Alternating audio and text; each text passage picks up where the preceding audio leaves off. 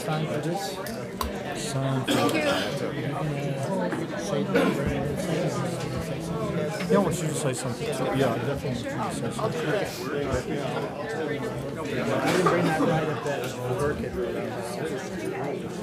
Well, I'll take care of the recordings.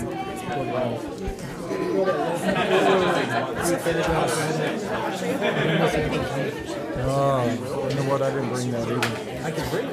Yeah, go get it real quick. Are we good?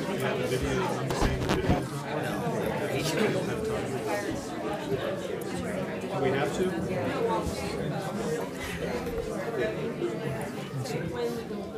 Can you get the video going?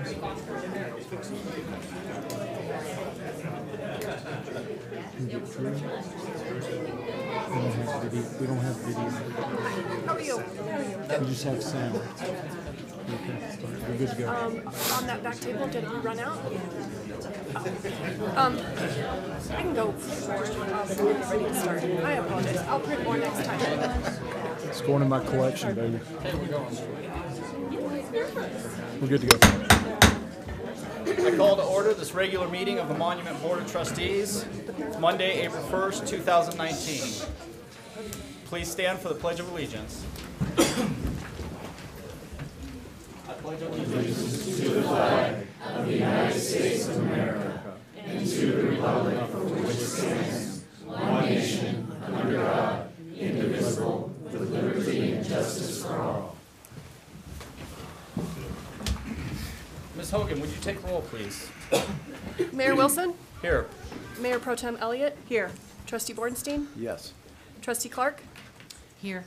Trustee Koopman? Here. Trustee Romanello? Here. Trustee Stevens? Here. Before us, we have a consent agenda and an agenda. Is there any modifications to the agenda? I have two myself. I would like to move recognitions from 5 to 4 and proclamations from 4 to 5. I would also like to add a proclamation for National Library Week. Does the board have any issues with those amendments or those changes? Mr. Mayor, I would like to move the oath of office. My fault, I need to print the form out real quickly. If we just move that down one while I can print a form out. Okay, we will move recognitions to number 3.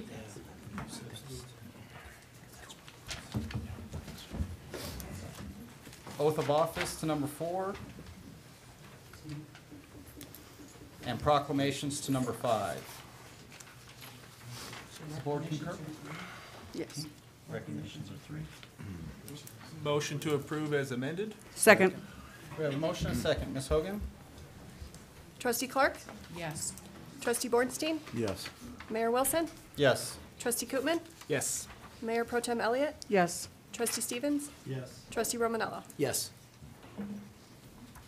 That motion passes 7-0. At this time, we would like to do recognitions of our Public Works, Police Department, and Tri-Lakes Monument Fire Protection District. Mr. Foreman and Tri-Lakes Monument Fire Protection District.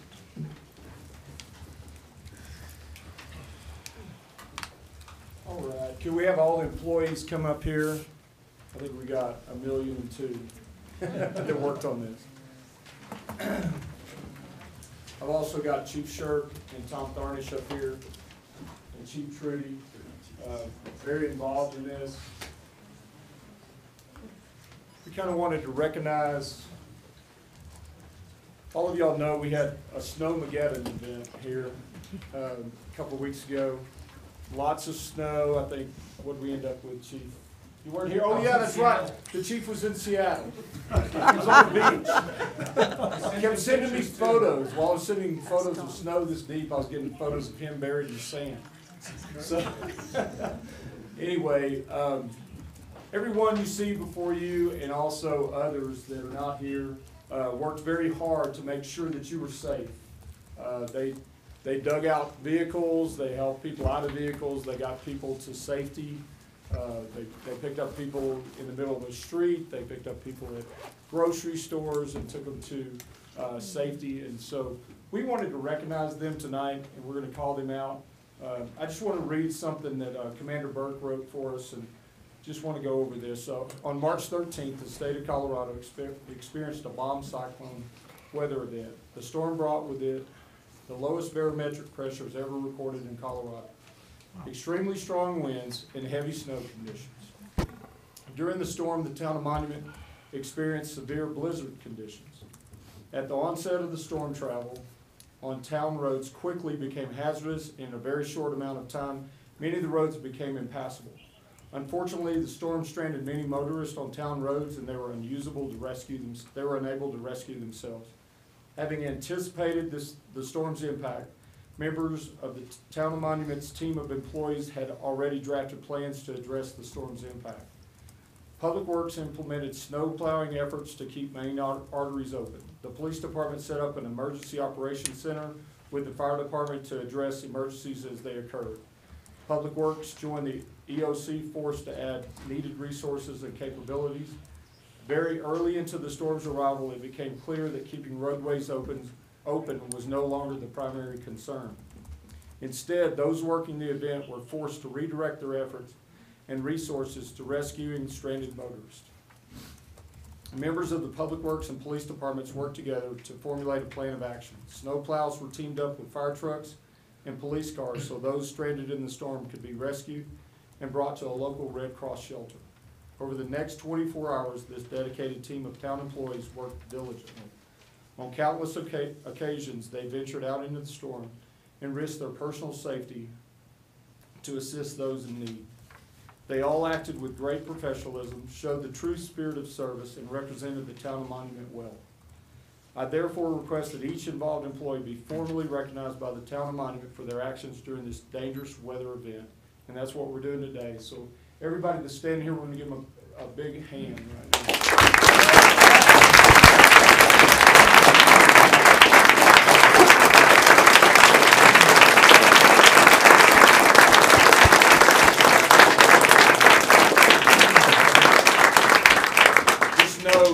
They were working very hard during this time, but recognize that each and every one of these employees puts out that same effort for you every day. Every day that they're on the job, they do the same thing for you.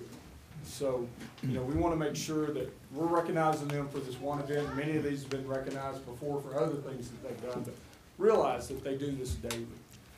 So we're going to call out names. I think, Tom, you're going to hand out the plaques. We got plaques. We felt like this event really deserves something more than just a certificate. So we're going to hand out plaques to them. Yeah. Okay, Officer Andre Malosh.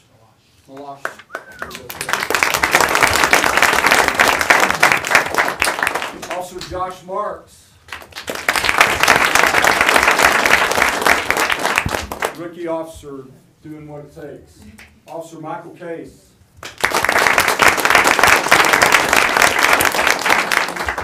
Tri-Lakes Monument Fire Department.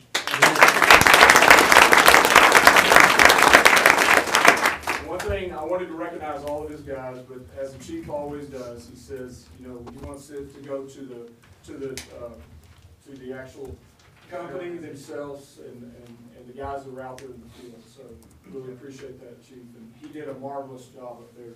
One of the first EOC events that I've been here, and amazing job for him. Done without your people. Appreciate it. All right, Joe Castellano.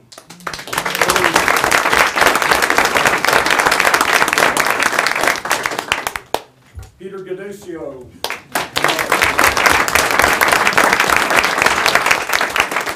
Jonathan Rigaud.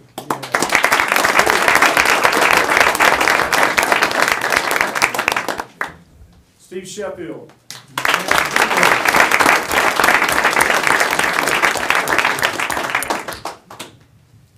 Kellen Bryan.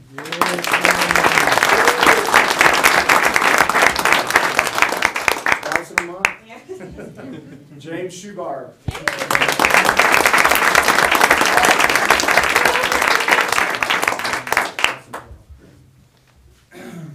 Dustin Wilkin.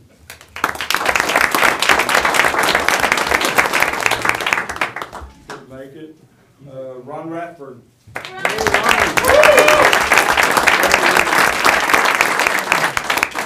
Ron had to bring me a bag of sand to get my truck out of the snow.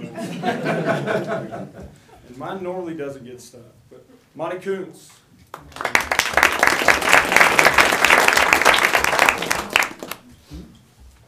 Zach DeBloy. Yay, Zach. A lot of cars now. Rob Enoch.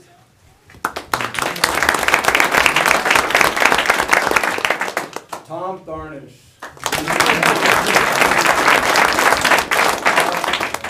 Tom was up here. I kept taking pictures of Tom with the clock behind him. I think the last one I took of him was about 2 o'clock in the morning. Is that about it? 2:30. Wow. Officer Rachel Bratton.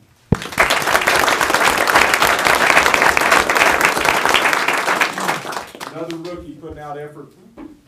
First day on the job, pretty much. Officer Jonathan Green.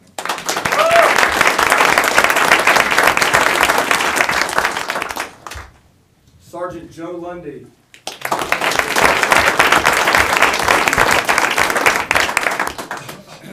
Corporal Rob Stewart.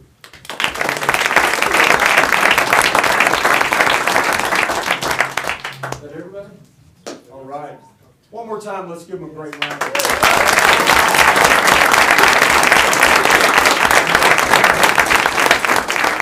Great effort by everybody, and really appreciate friends and family showing up tonight, and co-workers and stuff like that. So thank y'all very much from all of us.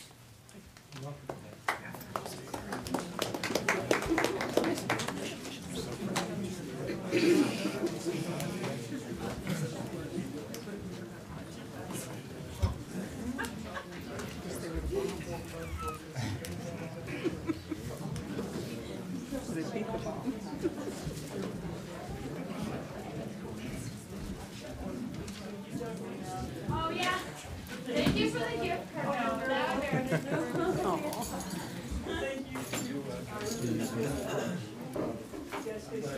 No.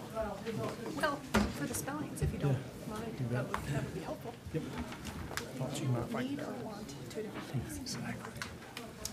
Thank you. Our next recognition, Mr. Tharnish.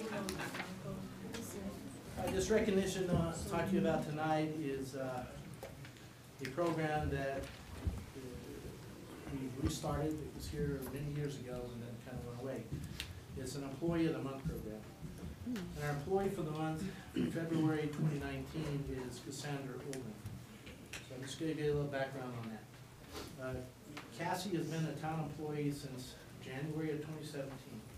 She was hired as a town gardener and has since expanded the role of town gardener so much that it soon required a change to a different title as a landscape supervisor, coincident with her responsibilities expanding tremendously.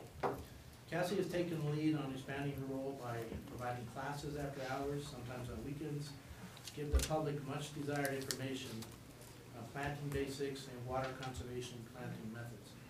The feedback I have received from her clients has been very positive and rewarding. I know she plans on continuing this program as long as there is an interest from our citizens. During recent plans on discussing the Monument Lake permanent bathroom project, Cassie took it upon herself to seek out potential grant funding to help with this project. She researched all the data and paperwork necessary to put the town in a position to win this grant from the Colorado Fish and Wildlife Department. The town should hear soon about the grant award results and the potential to offset up to 50% of the costs associated with that project. Cassie is a fine example of taking the initiative and bringing potential funding to the town for a much-needed project.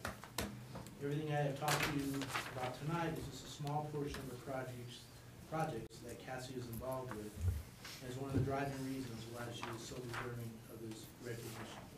So at this time, I'd like to give her a round of applause and call her up here.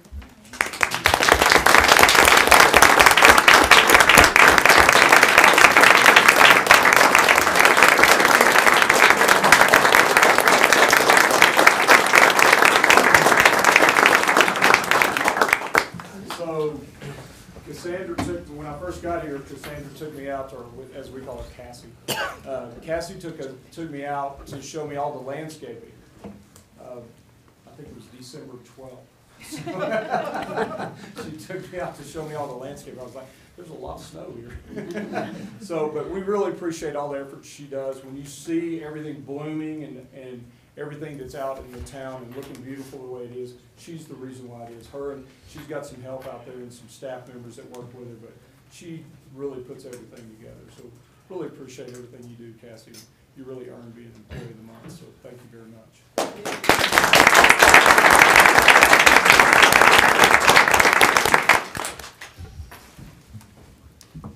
Chief, are you prepared for your oath of office now? Yes, sir. Okay.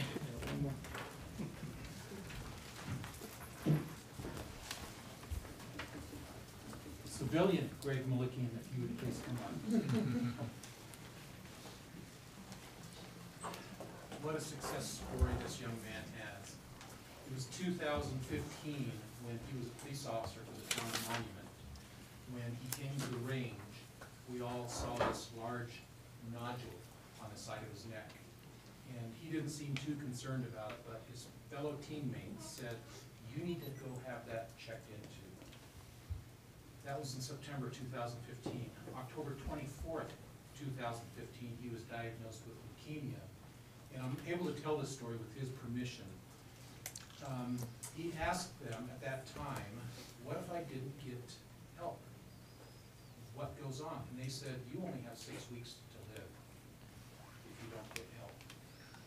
He went through years of chemotherapy. The town of Monument, one of the best things working for the town of Monument is we are a family. And we took care of Officer Malikian at that time. We allowed him to have people put in time to cover his time as a police officer, even though he wasn't able to work. When he finally had to medically retire, we worked hard to make sure he got his medical retirement. Several months after that, we brought him back on as a civilian to work in support services and evidence. During this time of treatment, it was December 27th, 2015, when his wife, Jenna Ray, was pregnant and delivered the child, Gracie, who's sitting here before you now. He wasn't able to attend that birth because of the treatment he was going through. It's been 3.5 years. His doctor has given him the permission to come back to work as a full-time police officer. He is a fighter. He is a survivor. He is somebody that we are so proud to have on the Monument Police Department, that you are now back, not as a civilian, but Jenna Ray, if we could have you come up. Gracie, come up too here.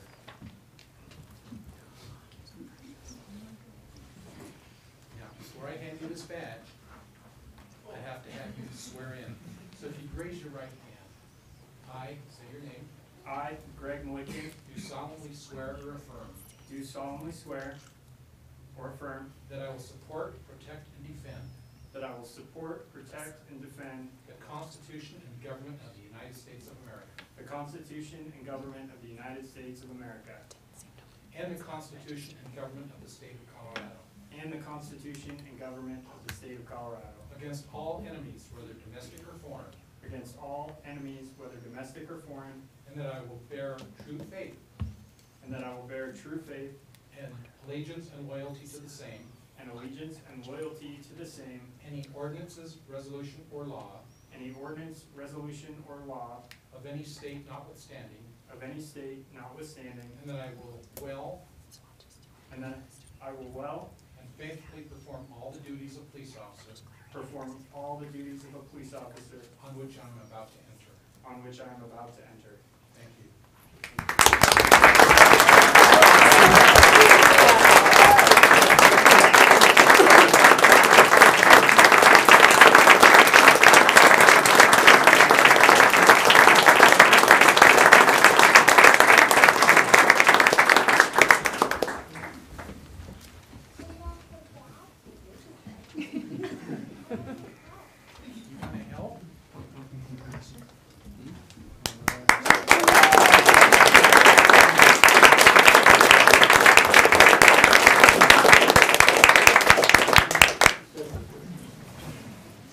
story. You know, appreciate you, Chief, telling that story. We're a great survivor and great for our town and everything like that. But I do have a really good story to tell about Greg. Ever since I've been here, me and Greg have kind of hit it off. And, you know, I was in Sergeant Hudson's office one day and he gets a call.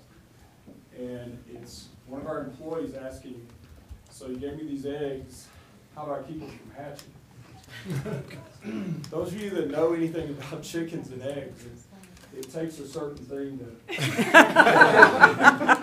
for an egg to hatch, and I guess we had to educate. So, even though he has a degree in animal husbandry. I love you, man.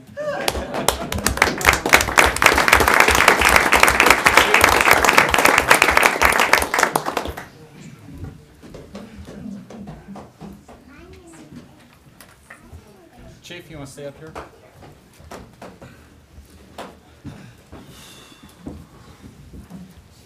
Next item on the agenda, proclamation. A proclamation by the Town of Monument Board of Trustees declaring the Town of Monument to be a Second Amendment preservation town. Chief Shirk. Yes, I am very, very concerned with what our state legislators are doing, taking away the constitutional rights of our citizens to bear arms. I've read it. I think it's atrocious. I think we have a mental health crisis that needs to be dealt with in a separate way versus taking your gun. Here's one of my concerns right now. If I receive a judge's order to go out to remove guns from an individual, this person may be experiencing a crisis in their life. They may not be happy with me showing up. I don't have the tactical available to remove those guns from that house, knowing that there could be violence. I don't have that ability to do. So I'm going to have to call another agency to potentially bring SWAT down to take these guns forcibly from an individual that's not willing to give them up. I'm greatly concerned with this. I think this is the wrong approach. And with that, we've written a proclamation declaring that we as a town believe in the preservation of the Second Amendment. Is there any discussion on that before Trustee or Mayor Pro Tem Elliott reads the proclamation? Mr. Mayor, may I One speak? second. Okay. Sir? Should I take the podium, Speaker, Mayor? I yield the podium. The chief just said he liked me because I was a combat medic. I'm on the other side of this issue. Let me explain a little. I am the chair of the El Paso County, Colorado Progressive Veterans. I was a combat medic in Vietnam. I'm a disabled veteran. The reason why I'm here is I believe, and I'm not taking anything away from your statements, that there's a misconception. As a combat medic, I'm aware of what an M16 does when you shoot somebody in the head. Blows the back of their head off. AR-15 is identical. Put a bump stock on it, it's a machine gun. Machine guns, of course, have been illegal since 1938. What the legislation says, at least my belief anyway, is that if a family member or someone in the household believes the person is a danger to themselves or a danger to the community, then they go to the judge and the judge issues, as you indicated, for the police to take those weapons away. Now, it is true the police are vulnerable to this. There's no question about it. Flip side is, what if the person decides to take the AR-15 with a bump stock, 10,000 rounds of ammunition, and shoots up one of our elementary schools? Now we're out 30 kids. That's a bad thing too.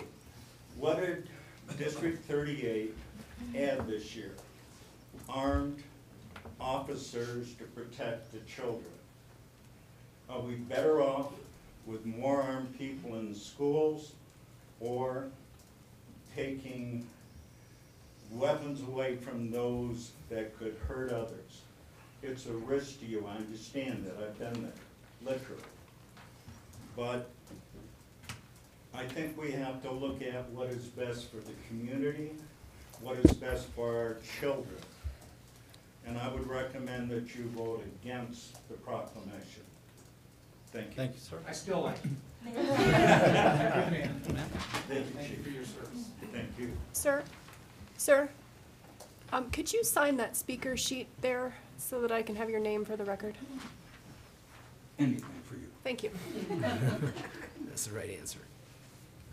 Hello, my name is Michelle Duncan, and I want to begin by saying that I uphold the Second Amendment, and I fully recognize that the possession and the ownership of guns is deeply embedded in our culture by mostly responsible people. I grew up with guns in my own home, where restrictions existed. We couldn't own military guns back then, or machine guns and sawed-off shotguns were banned. No one felt like their Second Amendment rights were being violated, and we did, and we could freely bear arms. So right now, you have before you this issue of whether or not a city should be able to sidestep a following law that was enacted by duly elected legislators. I understand your concern. Disagreement in law is common. At the end of the day, law enforcement officers are sworn to uphold the law. It is courts who arbitrate. Now, according to the nation's Children's Fund, since the beginning of the Vietnam War, over 58,000 soldiers have been killed in military action. In contrast, over 182,000 children and teens have died from guns. If 10% of them died from anything else, there would be public outcry demanding corrective action. And no one would be saying that this is the cost of freedom. No one would be saying, not this time, it's not the time to address it. So those opposing responsible gun laws say that it's a mental health issue, and I could agree. The discussion and action stops there, though, because of a lack of money and a lack of will. And now we have a law to address the ramification of mental instability as well as noted abuse, and the condition is being resisted. Today, the United States military has approximately 4 million guns. Contrast to that figure, 310 million guns are in private ownership. Ammunition companies manufacture enough bullets to fire 30 rounds into every one of our citizens every year, including 34,000 children. Of the 14 states that have enacted the red flag law, reduction has been seen in suicides, plotted killings, and even that of mass shootings. It's occasional, but it's working. It can't stop it all, but it can make a difference, and aren't our lives worth it? It's seen as a tool to law enforcement as well as a benefit to society. So opposing people would have you believe that a vengeful family member or personal enemies could have your guns taken away from you. That's a falsehood. This is determined by judges and reevaluated by judges at a later time. So it's a scare tactic, and it's a affront to the fine judges of Colorado. Removing guns from individuals who are a threat to themselves and others is no different than taking car keys away from individuals who are equally a threat to themselves and others on the road. In the latter case, this is seen as responsible action. We should fear more any action that defies the enactment of laws, regardless of who's doing it. This is in direct defiance and thereby circumventing standard judicial procedure. And in the big picture, ladies and gentlemen, we should fear that this and other issues being deliberately crafted as a political tactic to define us and divide us by many organizational interests, including the current NRA and ammunition manufacturers. Thank you. Thank you. Ma'am, We is didn't- this public comment? Ma'am, You can comment on this. yes. could you please sign the sheet for me? Right here? Yes, ma'am. Thank you.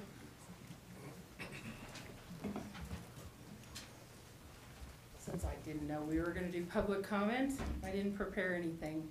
But I do know that the Second Amendment says and includes, shall not be infringed.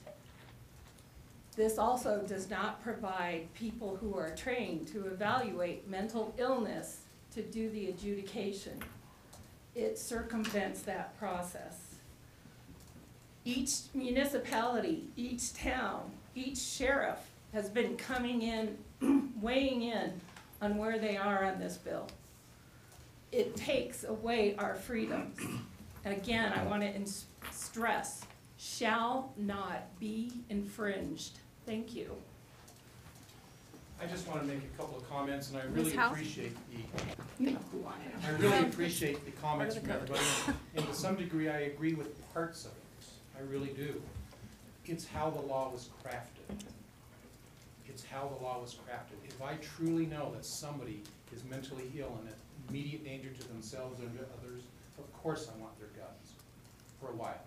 But the way the law is crafted, it can be anybody that goes before a judge, makes a statement, and the order is issued right then and there. That's how it is. Now, the individual has to then come back and prove that they're not in danger, or they're not a danger to anybody. That's not the way our laws are written. You're innocent until proven guilty. I do not want guns in the hands of mentally ill people. I do not. I agree with you. But how it's drafted, I think, is very wrong and is not constitutionally sound. Any comments from the board?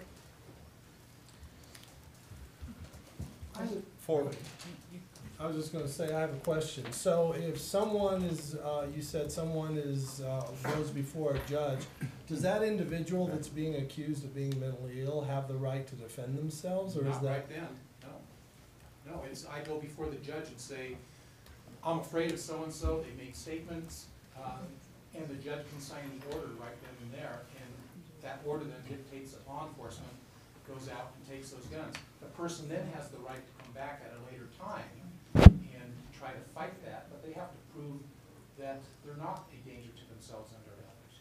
So the burden has shifted from presumption of innocence to presumption of guilt, and prove yourself innocent. That's where I have the problem. And we're not set up. I have a small evidence room. It mandates that we, or an FFL dealer, has to take custody of those guns. How many of them am I gonna have? How long am I gonna have to keep them? Because the law is set up that that person has 364 days, I think, that they can file something to see the judge to prove that they're not a danger to themselves. One time, they have one opportunity. In the meantime, what am I gonna do with the guns? Now, we're a small community. I'm not gonna say we're gonna get 100 of them, but what if we did? Where do I put them? I have no space for them. The legislators don't think about those types of things and the impact it has on small agencies. It's another unfunded mandate. I don't have the staffing to go out and seize guns from somebody that may want to be violent. Thank you. Chief, I'd like to ask a question. Is there some reason that we would do a proclamation instead of, say, a Second Amendment sanctuary town? That's in the hands of the board, But and how what, they want this drafted. does it offer any additional protections that a proclamation? I was under the impression that a proclamation didn't really have as much authority as a resolution would. I don't know, that's it. The difference between a proclamation and a resolution, I don't know the difference. I was asked to look at the question of basically whether the board could take a kind of a stance on this particular bill. I think it's House Bill 1177. And I answered the question, yes, that in the form, you can basically offer public support or public opposition to it. I think it's a completely separate question as to what I think you're getting at, Trustee Clark, as to whether the town will comply with it or not. And I'm not prepared to address that at this point. And I was thinking that this action was limited to opposition or support. And I believe, by reading the proclamation, this is an effort to support our county sheriff. Yes. Who does a lot to support us also. Yes, it's to support our county sheriff, whose position is not sanctuary, whose position is let's fight this on a legal basis through the court system. I see. Thank you for your help in understanding that. Yes, ma'am. Any further comments from the board? So just a question, Chief, and I think I heard what you said, and I understand the proclamation, which makes sense. We want to support our local agencies. But really, at this time, you're already proactively, if someone is deemed a concern, safety, you're addressing that. But just because somebody comes in and acknowledges, I think this person is nuts, it doesn't work that way, because what's to say that person is even, so we're not getting involved in that at this time. No, they so- would have to go to the judge. Yeah. And if I'm there and determine that they're mentally ill or they're an immediate danger to themselves or others, I have the authority, police officers have the authority to do a 72-hour mandatory hold on that individual. And then we would do everything in our power to convince the other half to let us take the guns, and most of the time, we're very successful in doing that. Okay. Thank you very much. Any further comments? So I'd like to read the proclamation. A proclamation by the Town of Monument Board of Trustees declaring the Town of Monument to be a Second Amendment preservation town.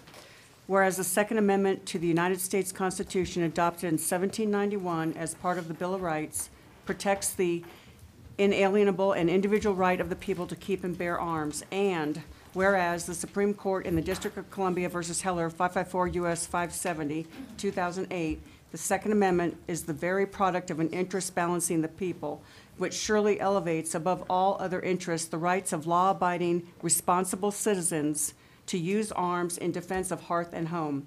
And whereas the Supreme Court in McDonald versus Chicago, 561 U.S. 742, 2010, affirmed that the right of an individual to keep and bear arms as protected under the Second Amendment is incorporated by the Due Process Clause of the 14th Amendment against the infringement by the states.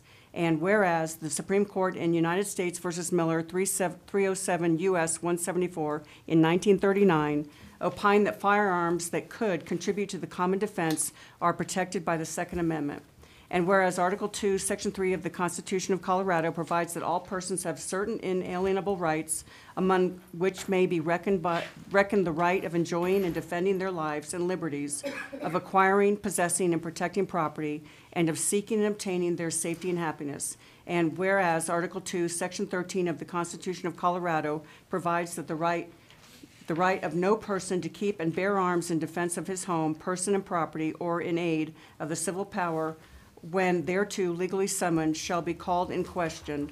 And whereas the Monument Police Chief took an oath to support and defend the United States Constitution, the Constitution of the State of Colorado, and the laws of the State of Colorado, and whereas the Monument Police Chief and the Board of Trustees have been a staunch promoter of the Second Amendment, now therefore be it proclaimed by the Board of Trustees of the Town of Monument, Colorado, that by the authority granted by the Board by the laws of the State of Colorado and people of the Town of Monument, Colorado, to stand and defend their rights and liberties, which are guaranteed by the United States and Colorado Constitutions, we hereby declare the Town of Monument to be a Second Amendment preservation town.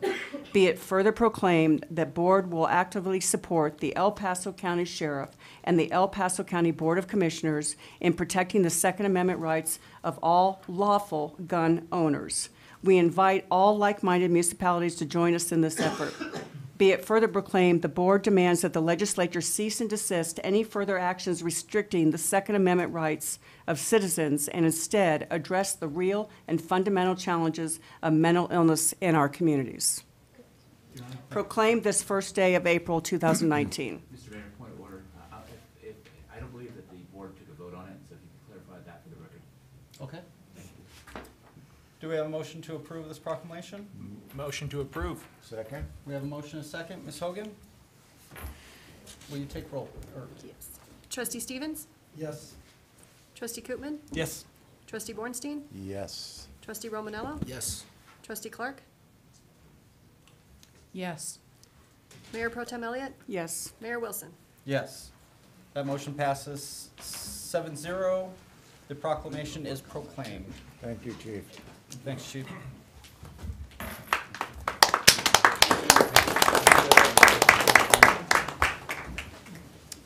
Proclamation for National Library Week. Gentlemen. Hello, your local librarian. Next week is National Library Week, so April 7th to 13th, and we want to encourage you to stop by your local library to go over. I also want to welcome our board representative, Keith Plater, the Trustee Library District Board of Trustees. So last year, the library district itself saw over 3.2 million visitors. We provided over 17,000 programs and classes. At Monument itself, we serve a service area population of over 55,000 residents in northern El Paso County. And we have 196,504 visitors come through our doors. And those who like to stay at home, who use our Overdrive Cyber Shelf, we had over 4,000 Monument residents who checked out 1,498 and 598 titles. They're there, sorry about that. I also checked our numbers just today, and just last month, for March, even though the snowfall, we had over 39,000 items checked out from our library. So thank you for using the library, and I encourage you to do so more. And on behalf of the library, I would like to present from our regional history and genealogy section, one of their publications to the board. Wow. Thank you.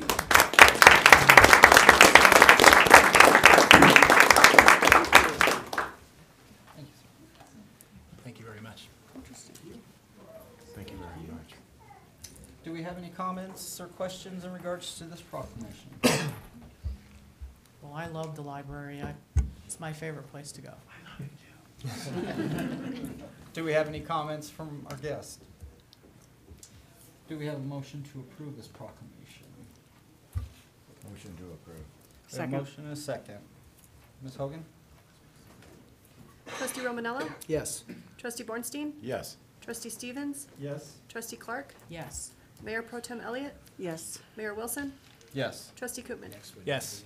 That motion passes 7-0. Trustee Koopman, would you read the proclamation, please? I'll read what we approved. Proclamation to mark National Library Week 2019, whereas libraries like Monument Library of Pikes Peak Library District exist to foster community and connect people with the resources and information they need to achieve their goals and reach for their full potential. Whereas libraries and librarians build strong communities through services, programs, collections, meeting spaces, and partnerships that support education, employment, entrepreneurship, empowerment, collaboration, and civic engagement. Whereas libraries provide safe and welcoming public spaces for all members of the community to access information and resources, connect with others, and freely exchange information and ideas. Whereas Pikes Peak Library District welcomed more than 3.2 million people to 14 library facilities and mobile library stops throughout El Paso County in 2018. And whereas Monument Library served a service area population of 55,810 in the Tri-Lakes area and welcomed over 196,554 visitors through their doors in 2018. Whereas these trusted and treasured institutions serve as an important resource for all, regardless of race, ethnicity, creed, ability, sexual orientation, gender identity, or socioeconomic status by offering services and opportunities that transform people's lives and strengthen communities. Now, therefore, the Board of Trustees of Monument, Colorado hereby proclaims National Library Week April 7th through 13th, 2019 in the town of Monument and encourages all residents to visit Monument Library to explore what's new and engage with a librarian. Proclaim this first day of April 2019. Thank you. Thank you, gentlemen.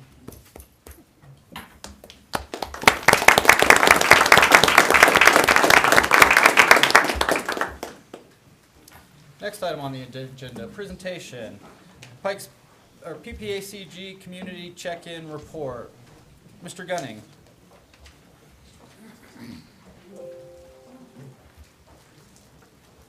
Thank you, Mr. Mayor. I feel bad I didn't bring gifts, but I brought elected officials with me. Do you guys want to say a few words? Sure. Chair Normstein and Commissioner Holly Well, Williams. good evening, Board, and Mayor Wilson, it's good to see you again. My name is Norm Steen. I'm the chairman of the Pikes Peak Area Council of Governments. We're an organization that collaborates together. In fact, we have two commissioners, two different counties working together on similar issues. It's a good story of what we do. Very pleased to be here tonight. We're going to tell you a little bit about what we do and maybe how we can help in the future. So, open to your questions, comments, and also ideas. And I'm Commissioner Holly Williams. I'm the commissioner for part of Monument, and Stan Vanderwerf is the other half, and it's always wonderful to be up here visiting with you all. So thank you for coming out to your meeting too. And we appreciate all of you for serving, so thank you. Yeah, thank you, Mr. Mayor, and trustees, and thank you, Mr. Mayor, for your active involvement with the PPACG board as well. We appreciate that. So appreciate the opportunity to really kind of aiming for two things. Take a few minutes to give you a little bit of an update as far as what we're up to at PPACG in 2019, and wanted to put a few issues on your radar as well. But secondly, as Norm alluded to, I want to hear from you as well. If there's issues that you think we should be aware of, where we could do some additional coordination, collaboration, we certainly want to hear that. So I want to make this a two-way dialogue. But I've got a few slides to kind of guide our discussion. First of all, by way of background, we're one of 14 councils of government throughout the state of Colorado, and we serve the three-county region of El Paso, Teller, and Park counties. We have 16 member jurisdictions, 13 cities and towns, and the 3 counties that we serve. So each chief elected official from those jurisdictions is basically on our board, 20-member elected official board. And we're a regional planning body. You know, we deal with issues that cross jurisdictional boundaries. That's our main overall mission, but we have a couple of specific areas that we're involved with specifically that I'll talk about here in just a moment. There's 4 main program areas that we serve. We are the Area Agency on Aging for the region, designation under the Older Americans Act, and I'll touch on these just a little bit, in a little more detail here in just a minute. We're also a transportation planning body for our urbanized area in the region. We coordinate a joint land use study around our 5 military installations in the region. And finally, we have some specific mandates within our environmental planning division as well. So those are the 4 main program areas that we serve at PPACG. So just to drill into each one in a little more detail, in the AAA, we basically serve a couple of different functions.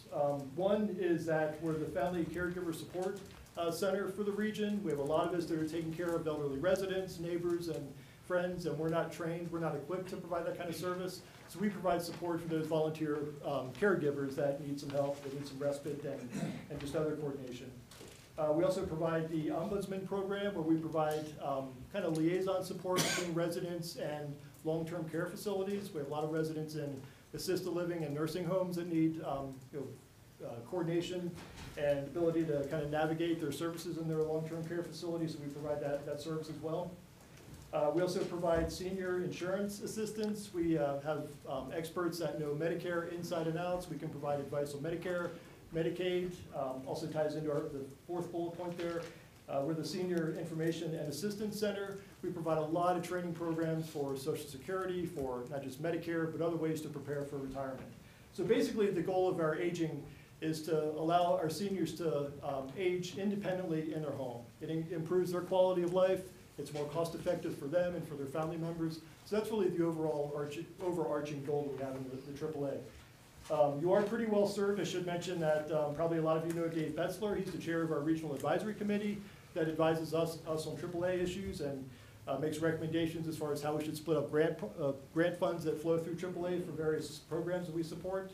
We're also in the process of kind of formalizing our relationship with Tri-Lakes Cares. I understand that they've got a pretty active presence in Monument, and we're looking at ways that we can put some of our Medicare advisors especially up here, maybe one day a week or maybe every other week, depending on what the demand is. So we're looking at ways to kind of formalize and structure that relationship a little bit tighter there. A couple of key things we're working on in 2019, looking at ways to expand opportunities for partnerships, like I mentioned, and also diversify our funding availability for the AAA services. Second item, we just adopted, the board just adopted a 4-year plan for agency services over the 3-county region. And we're also in the process of developing really a one-stop shop for senior information on a web portal, coordinating with the Innovations on Aging in Colorado Springs to identify kind of one-stop resources within our agency on our website. So that's just a quick overview of some of our aging services that we're providing. Going to dive into transportation for just a moment. We're the transportation planning coordinating body for basically the urbanized area throughout the metro area. Monument's part of that urbanized area. You can see a map on the slide here that shows in gray where that urbanized footprint is within our overall region.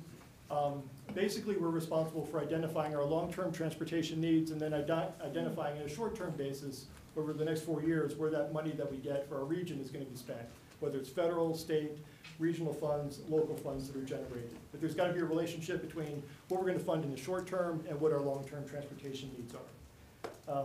Skipping ahead, we One of our key initiatives this year is we're developing a transportation plan out to the year 2045. So basically trying to figure out how to move about 1.1 million people around in our region, whether it's by highway, roadways, transit, or any other mode that might be out there. We have a lot of requirements that are put on us by the feds as our designation as a metropolitan planning organization.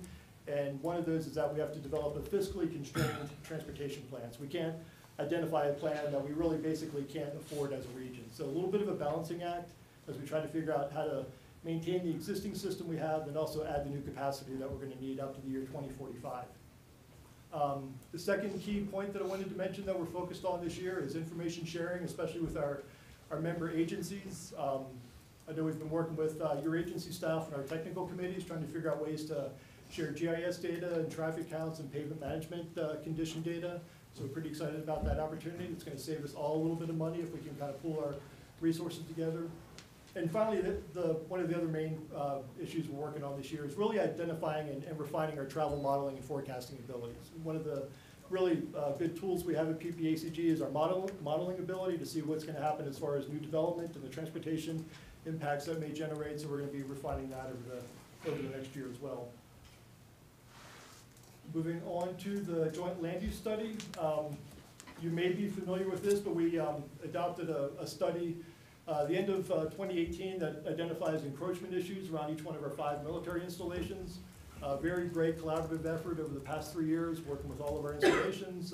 Represents about 35 to 40% of our regional economy. So really wanted to see what we can do as a community to make sure we're not encroaching on the bases, and that we're also identifying what our needs are as far as transportation, environmental issues, and others that surround our various bases.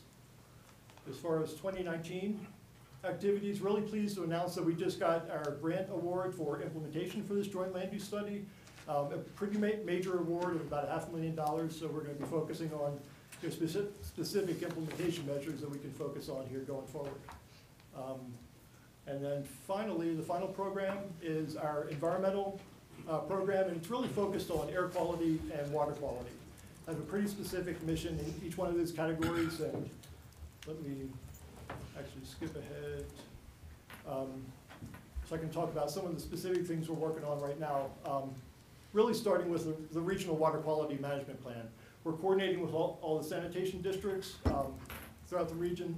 Excuse me, I'm kind of losing my voice a little bit. But coordinating with our wastewater providers to see what our wastewater needs are going to be in the long term, and identifying our population projections and what those wastewater sanitation district needs are going to be out to the year 2030, I think is our horizon there. Excuse me.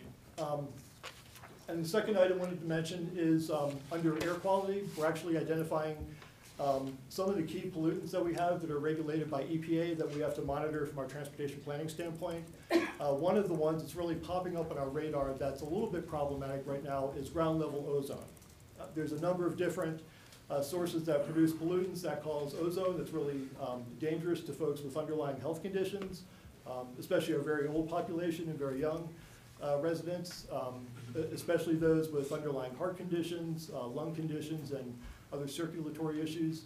So we're trying to navigate what the EPA regulations are with ozone, and really trying to figure out how we can get in front of that as a region to reduce our emissions so we don't end up what's basically called non-attainment for that pollutant. If we end up in attainment for one of the pollutants that's regulated, then it really changes the dynamic as far as how we have to put our transportation plans together, what we have to monitor and model for, kind of additional hoops we have to go through if we're going to invest in additional highway capacity and things of that nature. So I'll probably be reaching back out to the town at some point to see how we can kind of coordinate on getting the word out as far as ways we can reduce emissions through travel and industrial processes and things like that. Just wanted to mention a couple other key initiatives we're involved with. A year from today, we're going to be involved in the Census 2020 count process. Hard to believe it's a year away, but we've got a pretty active committee that's looking at ways to get the word out and raise awareness so we can make sure we get a complete and accurate count. We found through the Census Bureau that for each person that's missed, it's basically about a $1,500 loss per year to that jurisdiction if they're not counted in the census. So we want to make sure we get a really good count for next year. So we're involved in working with all our local jurisdictions to really make sure that we get a good response to to the count that's going to take place next year. And finally, just wanted to mention that everything that we work on is really underpinned by a strategic plan that our board adopted last year. Really focuses on these four main objectives of advocacy, information sharing, aging, and transportation. We're taking a strong role in advocacy and identifying what our legislative needs are. We've got a subcommittee that drills into state legislative issues that are really in the domain of what our main programs are. So pretty active in that regard. I mentioned a few examples of information sharing. So really trying to find ways that we can collaborate and work together across jurisdictional boundaries. But this is all kind of based on the foundation that our board adopted with our plan last year. We've been around 50 years as of 2017, and really this is our first strategic plan that we've adopted as an agency, so it's really given us a roadmap as far as future direction that we need to take as an agency. So with that, I'd be happy to answer any questions you might have, or if you have suggestions as far as other areas we might be able to collaborate, or things you want to put on our radar. Questions from the board? I just want to say thank you for all the work that you do, and I specifically want to highlight and thank you for the work that you do with the Area Agency on Aging. Professionally, I've worked hand in hand with the Area Agency on Aging locally here for about 11 years now, and I want to highlight and overemphasize a key part of that being the Family Caregiver Support Center. That is somewhat unique to our local Area Agency on Aging. While there are a lot of communities with the Area Agency on Aging's, not all of them have that Family Caregiver Support Center. Being that once you hit the age of 65, they say 70% of everybody over the age of 65 needs some sort of care. 80% of that care is performed by a family caregiver, be it a spouse or a family member. And the Family Caregiver Support Center is a phenomenal resource and a tremendous asset to our community. So I can't stress that enough. So thank you very much. Okay, thank you for that. Sure. Additional questions or comments? Thank you, Andy. I've asked Mr. Foreman, when you have the opportunity to reach out to Andy and sit down and get a little more idea of what all they do. I know you're just getting settled in and haven't had the opportunity, but they have a lot of assets that we can use. Okay, thank you. Thank you. Thank you. Tri-Lakes Views Annual Presentation. Mr. Hall.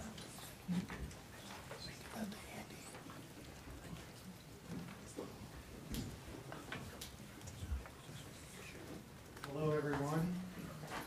My name is Sky Hall. I'm president of Tri-Lakes Views, and we are responsible for the art that's in the monument.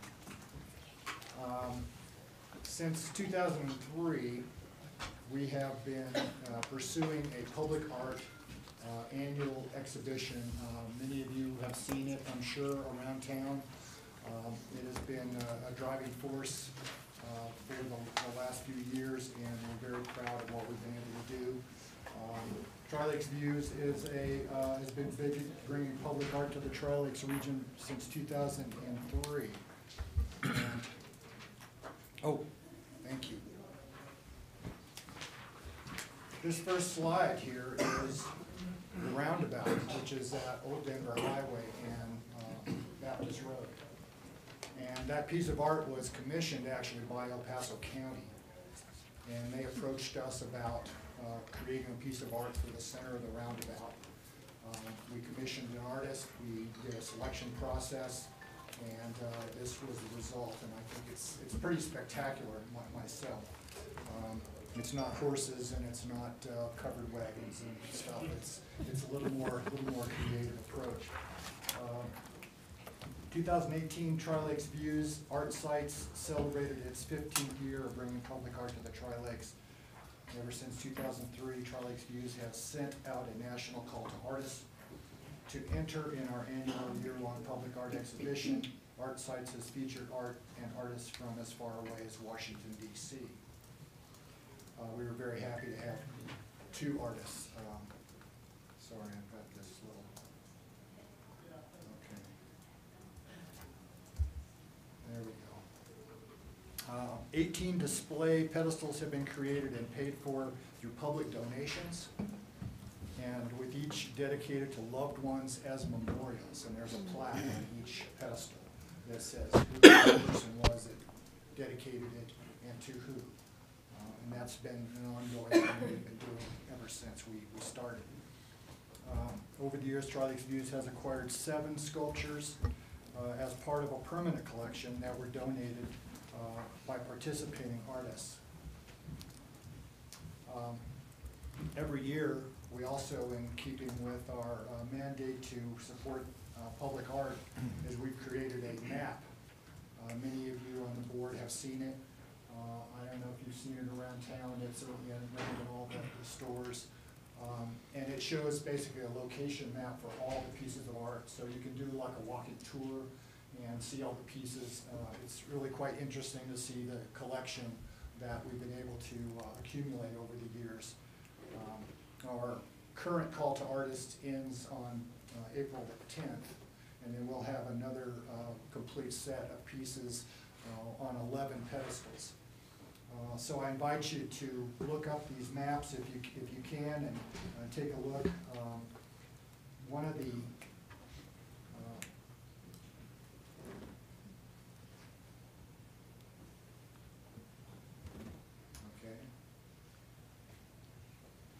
on the side of the water building on Beacon Light and 2nd Street is this piece, which was the first piece we've ever done.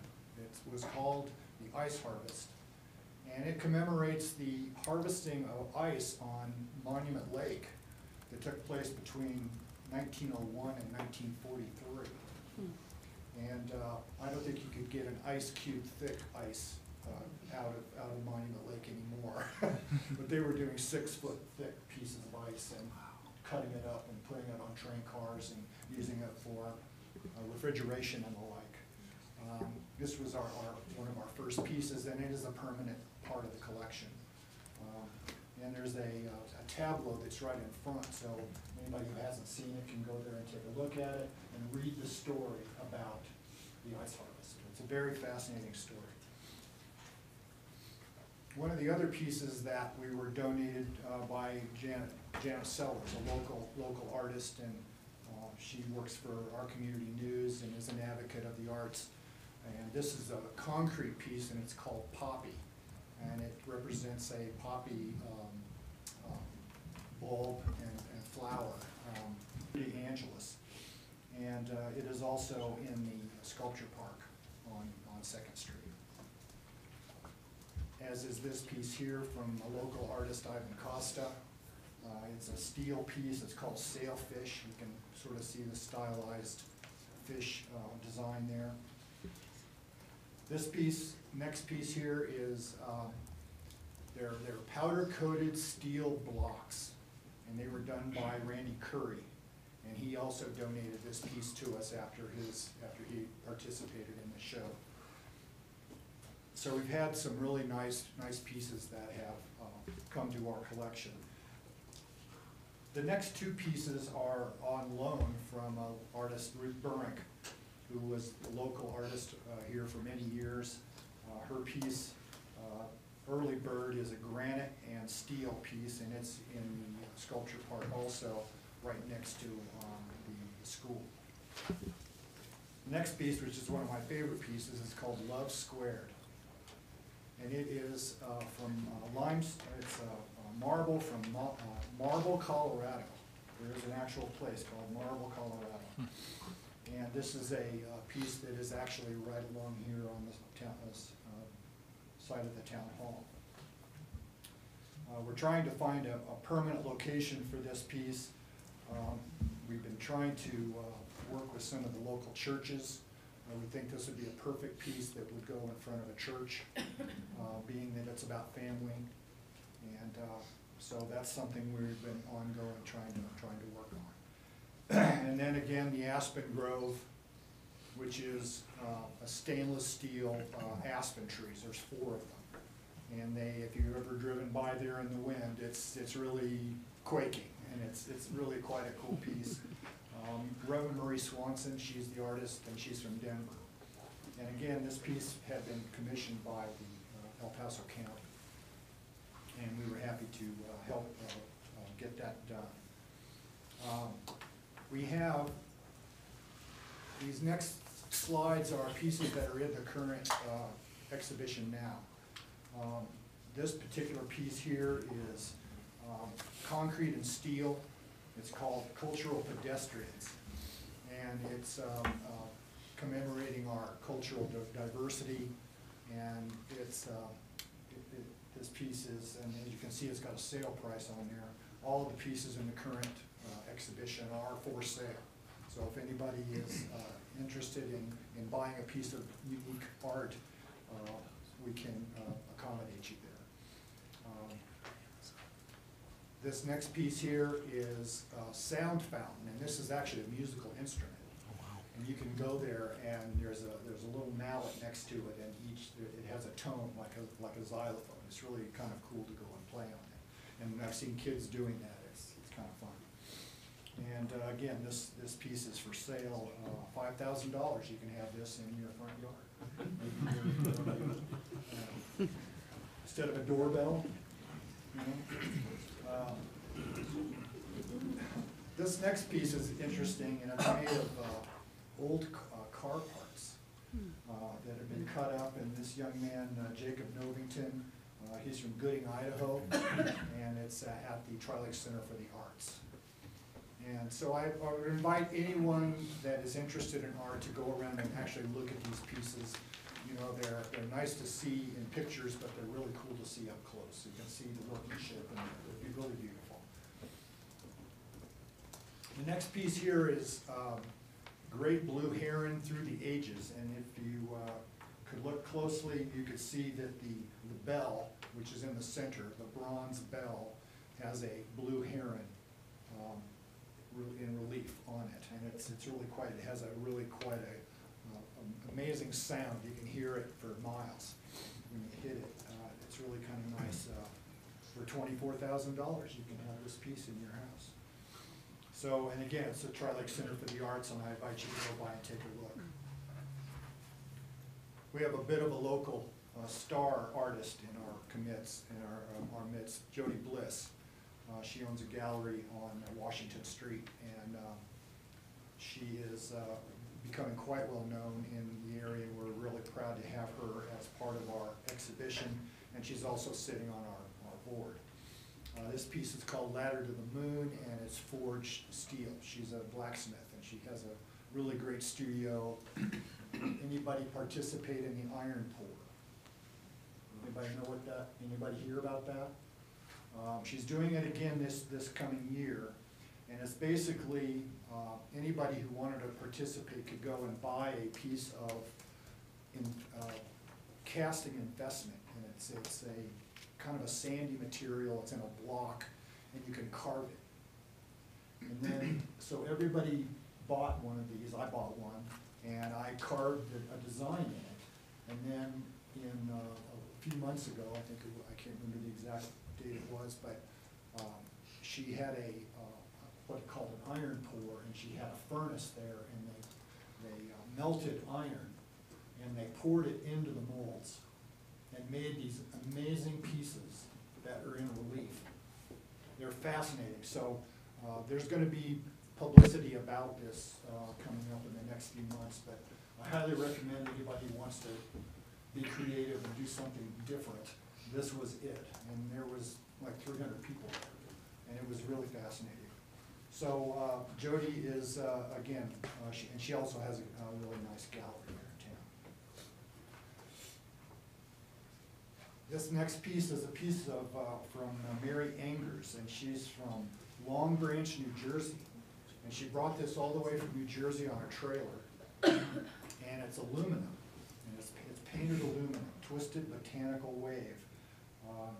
It has some botanical elements to it, and I don't know what they are exactly, but she was very, I thought it was a very creative piece, and it's in front of the Tri-Lakes Chamber. This next piece is called Purgatory China. And it's very interesting, and these faces that you see, anybody knows anything about acupuncture? Acupuncture practitioners will take these, they will make, they have facial mold, and they will practice their acupuncture on these faces. Well, he was able to acquire these molds, and he cast them in glass and then put them in a metal frame. Now, this thing will light up. We didn't have the electricity, so we didn't have it light up. But go by and take a look at it. It's really, really quite a unique piece. Matthew Duffy, and he's from Washington, D.C. And again, he brought out this piece and this piece as well. You've seen the big heart that's in the corner of the sculpture park there. So, and then one other piece, Space Moon. This is from Reverend Marie Swanson. She's also the one that did the roundabout. She is, this piece was powder coated, which is an electrostatic process. They take it and they have it coated with a powder. And then she finger painted on it. And so if you look on it, it's got these really unique, interesting little designs that a 5-year-old might have done. Just it's very cool piece. So this next piece is Secret Ceremonials, and it is stainless steel by Joshua Toon. And he's from Layton, Utah. So you can see we've got artists from, you know, quite an expanded area, and we're very happy that we've gotten that kind of response. This is also in the sculpture park. This is the last piece that we acquired, and this is a very interesting steel piece. And if you walk by it and you look at it from the side, it doesn't look like anything. But then when you walk around in front of it, all of a sudden art becomes, you know, visible. And this is in front of Maggie's place at Bella Art and Frame. And it's right on the corner. This piece actually is going to be staying another year. We've reached an agreement with the artist. It's going to stay another year. We had a little bit of an issue with getting the pedestal built, and so he didn't get the whole full year of exhibition, so this piece is going to be staying here. Finally, I want to acknowledge a couple of people. One is Madeline Vandenhoek. She works for the town of Monument and has been very instrumental. She's on our board. Betty Konarski, everybody knows Betty, I think. Tawny Plank from Covered Treasures. Catherine Green, who was a town manager here and is now in Palmer Lake, and myself.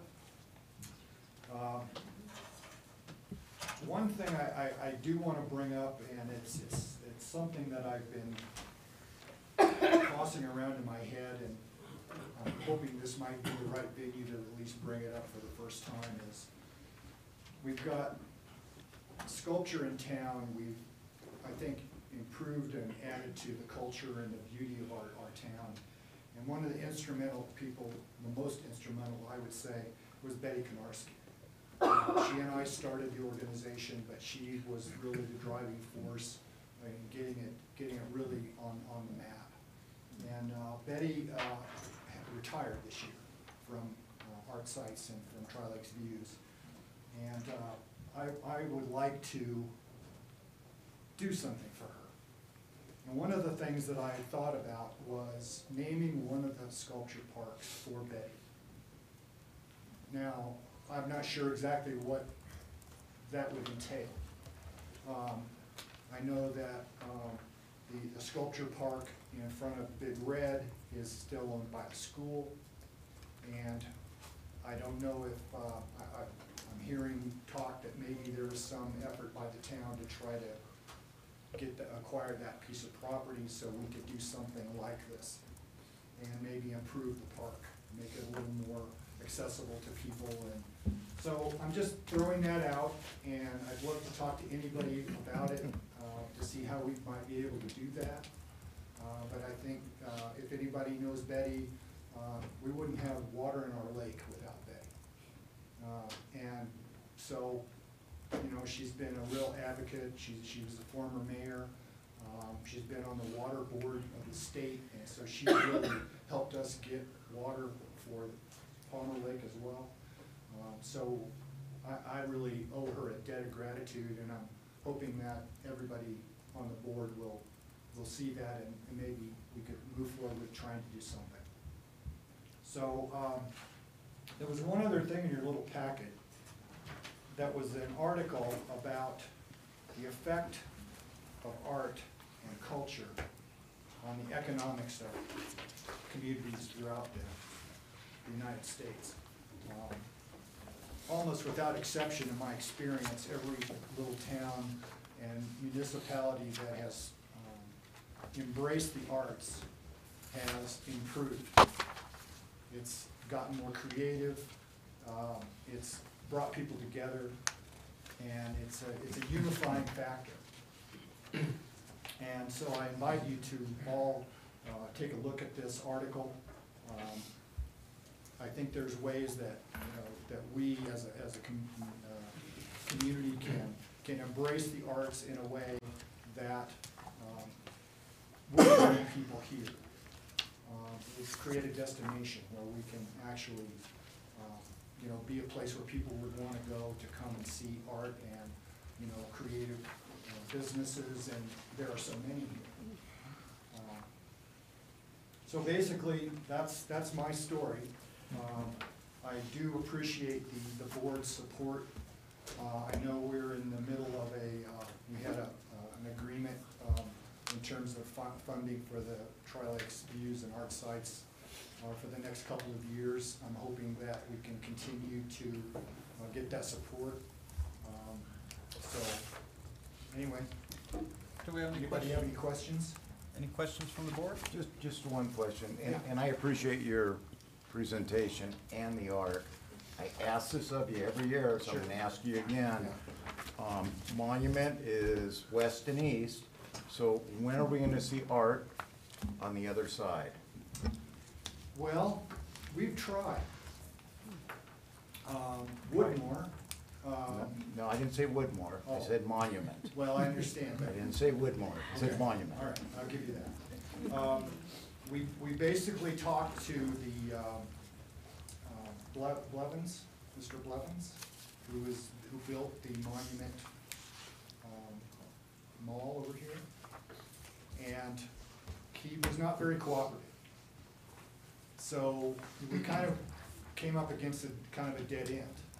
Not that we can't go back and revisit, but we asked about putting pedestals in, and much like the University Square down there where the Costco is, you've seen there's art everywhere there. And that was done intentionally through the developer. And we'd be happy to put art there, but we need the cooperation of the developers to do that. What So about that's sort of where we're at. What about with Tri-View Metro District and some of their parks there? Well, we're open to that as well. And I think maybe we should revisit that. But so up to this point, no one's wanted to put out the necessary funds to build the pedestals, which are pretty specific kind of pedestals. They're not just blocks of concrete, because the ones that we've built have a metal insert in the top of it. It's a steel insert. And that's so that anytime we change out a piece of art, we can actually weld the piece of art to the pedestal, instead of trying to bolt it in and re-drill new holes and do all those things. Some of the other municipalities, Palmer Lake, for example, didn't want to do that. It was going to cost them too much money. So they built a pedestal in front of the Tri-Lakes Center for the Arts, which is the only one that they've done so far, even though there's an effort by Awake the Lake to do some art along the highway there.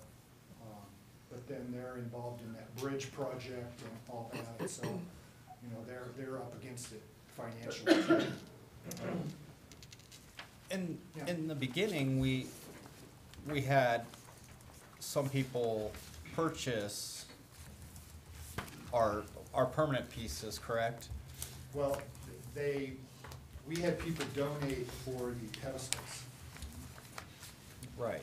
So that was, So, you know, we got that sponsors, and you can, again, go look at the little plaque on the Right. side, and it says who dedicated this particular pedestal in honor of such and such a person or whatever. Would that be something that maybe you could approach Triview with and help you promote that Yes. residents of Triview could also sponsor pieces Yes. in memory? Yes. And possibly another group, which is a great partner with the town, is the YMCA. Right. So, and again, it's wonderful what's over there, no Yeah. ifs, ands, Yeah. but it's almost like the other side doesn't exist, and it's just like, as you say, the art is so important, but, Yes. I mean, we have this conversation every year, so maybe this is the year. Maybe this is the year. This is the year, Maybe but- this is the year. We're open. Yeah, I would just hope one person doesn't deem what does or doesn't happen Right, on right. the east side, so. In that light, you're all aware that the site holders group that gets together every month, I believe, at the chamber. Are you all aware of this group? Okay, and they're basically doing what we've tried to do a number of times over the years, is create a plan to incorporate art and culture and public access and all these things that a planning group would do. They reach a certain point generally, and then there's no funding, so everything dies, except for maybe a few projects here and there that are deemed appropriate. But a lot of them are like infrastructure things. Infrastructure's great, but, you know, just infrastructure as your motivating factor in doing things in your town, it's not gonna be, I don't know, I promote a more creative approach to doing things than just doing infrastructure. You know, get the roads done, but yes, do parks and do public art and, you know, promote the businesses that are, the creative businesses that are here, and there's so many, again, like I said. So, I'm certainly open to any of your suggestions. What is the cost for the pedestal, please? We had an agreement that if we did 3, that they would be $1,000 apiece. Now, they're engineered, we have the engineering drawings, we went to an engineer and had them done. They're rebar, they're really sturdy, they're museum art, they're art quality. And those are the kinds that we promote. So, but if we do, now, there may be a way that the town could take on that aspect. But again, that's a problem too, because you've got to subcontract the concrete and all the other things, and that can be difficult. We had a problem with this last piece of art, where it took several months for the pedestal to be built because of the inability to get a contractor to take it on because it was such a small job.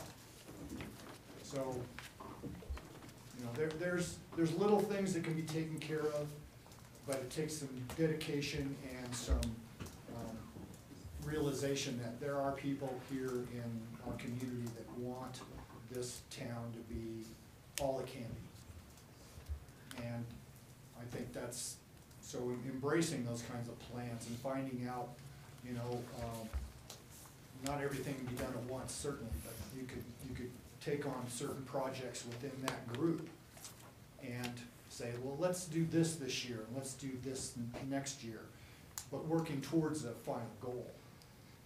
And so. Trustee Clark? Yeah, I just wanted to say that I love that Aspen Grove. That is so beautiful and just really catches the eye. And wouldn't it be great, I don't know if you could only do this one time, or if this artist would create that one time, but wouldn't it be great to have that in different parts of town, both sides? Wouldn't that be beautiful and connect us really well? It would, and there's a way to do that. So they don't just make just one piece? No. Well, thank She you. has art all over Colorado, and she's very well known. I got a really kick out of the El Paso County offices, the engineers that came out and looked at her proposal. And she gave a proposal that was this thick. It had every drawing, it had everything that an engineer would want to see, she had it. Well, this is And just exceptional. I love so, it. well, I Please let her know. appreciate that, and I'll pass that on to her. So, anybody else have Any other questions? Any other questions from the board? Thank you, Mr. Hall. You're very welcome. Thank you for having me.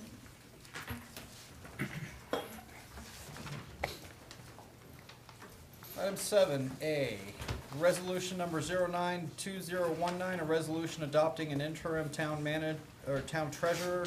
Mr. Foreman. I was gonna do that if you didn't do it. Currently, we have the need for an interim town treasurer. It is the responsibility of the board to appoint an interim town treasurer. Robert Bishop and I have met with two firms who have provided 3 candidates for your review. Before you is a resolution for the appointment of an interim town treasurer. If you need more time, you can table this for 2 weeks, or you can ask Robert and I questions concerning the candidates so you could be able to decide tonight. We'd be glad to answer any questions. Also, one of the representatives of the firm is, one of the firms is here. David Zelenock from HR Green is here to answer any questions you may have. Does the board, we just got this information, so. Right. I've just got a question or comment. Again, and not for the board to micromanage day-to-day activities, but Mr. Foreman and Mr. Bishop, is there a candidate that you recommend and maybe you could share with the board? We've met and we've talked about this. All 3 candidates are great candidates. They really are. They probably all 3 could do the job. When you're looking at price, there's a huge difference in price between 2 of the candidates and one of the other candidates. So that could be one thing you consider. One of the candidates, I was requested to look for a CPA. One of the candidates does have a CPA. He got it, matter of fact, on his first test. So those are different items that we looked at. And so, you know, it's not mine and Robert's responsibility to pick these. It's yours, but, you know, we will give you some advice on that and be glad to. Do you want me to tell you who we'd choose? Yeah. I think right now we'd probably choose Mr. Harry Whiteknight. He's got 37 years' experience. The terms are really good, and he has been a CPA in the past. So I think he kind of checks all the boxes for us. Just this reporter's opinion. I think we follow the direction of our town manager. I just don't think we get deep into this and start getting into interviews and assessments and. Especially for an intern. Well, we've done this before and we get lost. Yeah. We get lost. We do need somebody to address this. This is not forever. That's my opinion. Do you have an extra one of these that I can have? I do. Did you not get one? Give me this one. Hey, So you're saying Mr. Whiteknight is the CPA? yes. Or the yes, one that is the CPA? Right. And he actually sat for the CPA and passed it the first time.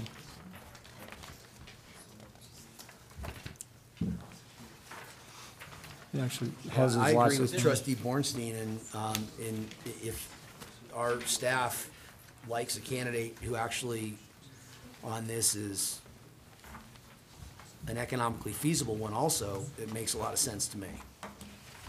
Okay. I missed that, I'm sorry. Well, I- Trustee Romanello was agreeing with Trustee Bornstein and that this is an interim town treasurer, and if it works well with staff, the idea of moving forward. And the fact that their pick is somebody who is economically reasonable in these choices. And again, I didn't mean to put either No, one of you you're on the fine. spot, just taking your recommendation. That's our job. Yeah, I did. Yeah, you did. I'd like to request that we at least have a little bit of time to digest this information, figuring that it was just presented to us I like the CPA. I mean, that makes sense. Right. On the other hand, I see really only one strong candidate who actually has a significant amount of experience, it sounds like, in a town municipality Similar type to setting ours. versus the other two. Right. So I think there's definitely some things we need to put into account. Although it's a interim position, I think it's a very important position that we need to probably not rush into. So I personally would like to at least postpone or table into the next meeting to have time to clarify questions, perhaps, direct an interview, or if we want them present. Would it be our objective then at the next meeting to actually select this interim town treasurer? Do you have the option tonight to do that, or you have the option to table it for 2 weeks, and then we could, if you want to interview them, we could bring them here and have you interview them, or if you want me and Robert to continue our search, we could do that. So you have a multiple of options. I trust your judgment, both yours and Robert's. I just have a question. If we delegate the responsibilities to our town manager, and he's delegating, I'm not seeing the value on us interviewing. I agree. And again, I believe in protocol, but I don't believe in micromanagement, and that's why we have the town manager. Trustee Stevens, do you have any comments, concerns? No, I'm good with, if we want to, we did just receive this material tonight, so, I mean, if we want, I don't have an issue with waiting until the next meeting, if that's what we want to do. Trustee Clark? I agree with Trustee Stevens. I think I just physically put my hands on this 10 seconds ago. I personally would have to agree with Trustees Bornstein, Romanello, and Mayor Pro Tem Elliott. I don't see it doing any great difference to review or interview these candidates.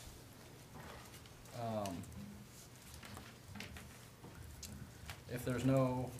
And one more clarifying question, if I may. How was this process handled? Meaning, did we do a formal posting? Did we reach out to these 3 firms? Were there any other candidates that we aren't being given here? Let Robert We're address it. expected to reach out to 3 firms to try to get as many candidates as possible. HR Green, Robert Half, and GovPro. Great. 2 of those firms replied, and of them, we have these 3 candidates. Trying to find a treasurer is a very specific job, so finding any candidates to meet the list of what we would need them to do for a government agency was difficult. So we got these 3 resumes and presented them to you. And you got to remember, it is for an interim, so trying to get somebody to come and fill an interim role is very difficult. From a management perspective, how many hours per week are we looking at for this interim role? You We're know, looking at dollars and cents here. Currently, I think we're looking at probably 40 hours right now, because we need to get into it. You know, we got budget sessions starting May 1st for staff, and so I'm going to need this person 40 hours a week right now. And I would assume time was of the essence to get this person in. It really is. It really is. You know, we moved as fast as we could, got these people in and interviewed them and talked to them, and so, you know, we tried to. So they've already been interviewed? Yes. By you guys? Okay. Yes. So, please. Now, I mean, we're coming down to dollars here, and I wanna clarify, what does the agreement look like? What kind of contract are we signing for any of these individuals? Now, it's going to be similar to the process for an interim town manager when we were looking at HR Green as well. When you have these candidates from Robert Half or HR Green, it's kind of an all-inclusive package. So the number you see in front of you, everything is provided for. Their health insurance, their base salary, all of these things is provided for. We just pay that company that set fee. Right. So it's use as we go, cancel, no penalty, whenever that may be? Right. Would we be dealing with any overtime rates if need be, or no? I don't think so. Okay. I think 40 hours a week would probably get us Okay. done. There may be some times that they've come to the board meetings and stuff like that, and we'll work that out with them. Any further discussion from the board? So, I'm gonna throw out a motion. Okay. I'm at, resolution number 09-2019, a resolution appointing an interim town treasurer. For who? Mr. Whitney? Yes. Okay. I second. We have a motion and a second. Ms. Hogan? Trustee Bornstein? Yes. Trustee Clark? Can you come back to me in a minute while I read this? Trustee Koopman? No, not at this time. Trustee Romanello? Yes. Trustee Stevens? Yes. Mayor Wilson? Yes. Mayor Pro Tem Elliott? Yes. Trustee Clark? I'll have to say no. I really haven't had a chance to even look at any of these, but I do understand the importance and the time of the essence situation, so. That motion passes 5-2. Item B, resolution number 102019, a resolution appointing a prosecuting attorney. Mr. Foreman. Yes, on this one, I think it was a couple of months ago, we presented to you a candidate for prosecutor, and you requested that we attempt to bring additional candidates. I met with CML's attorneys and requested them to send out a request out that we, for additional prosecutors. We received one additional candidate. Before you are both candidates. The original candidate was Carrie Penaloza, and then the additional candidate that we received through CML is Osmus Law Firm. It would include 3 of their employees who would work for us as prosecutor. It'd be J. Andrew Osmus, Christy Osmus, and Tricia McCarthy. And so these 2 are before you, and I think I'll turn it over to the town attorney. This is one of those situations where I think you really should rely on your town attorney and his opinion on who he would suggest you should choose. I agree. Similar to what Mr. Foreman said about the interim treasurer, these are both quality candidates. I would encourage you to more seriously consider Ms. Penaloza because she has a working relationship with our firm. She is the assigned contract prosecutor for the city of Edgewater, one of our clients, and we have a working relationship with her, and because of that, we know about the quality of her work. Not to say that we would expect anything that the other qualified candidates just would not offer quality work. What I would just suggest is that we have a personal relationship and a personal experience with her. And based on my review, they seem to be similar in price. The issue with municipal court is that it's fluctuating in terms of commitment. Sometimes it's a 2-hour endeavor, sometimes it's a 5-hour endeavor, sometimes court is canceled.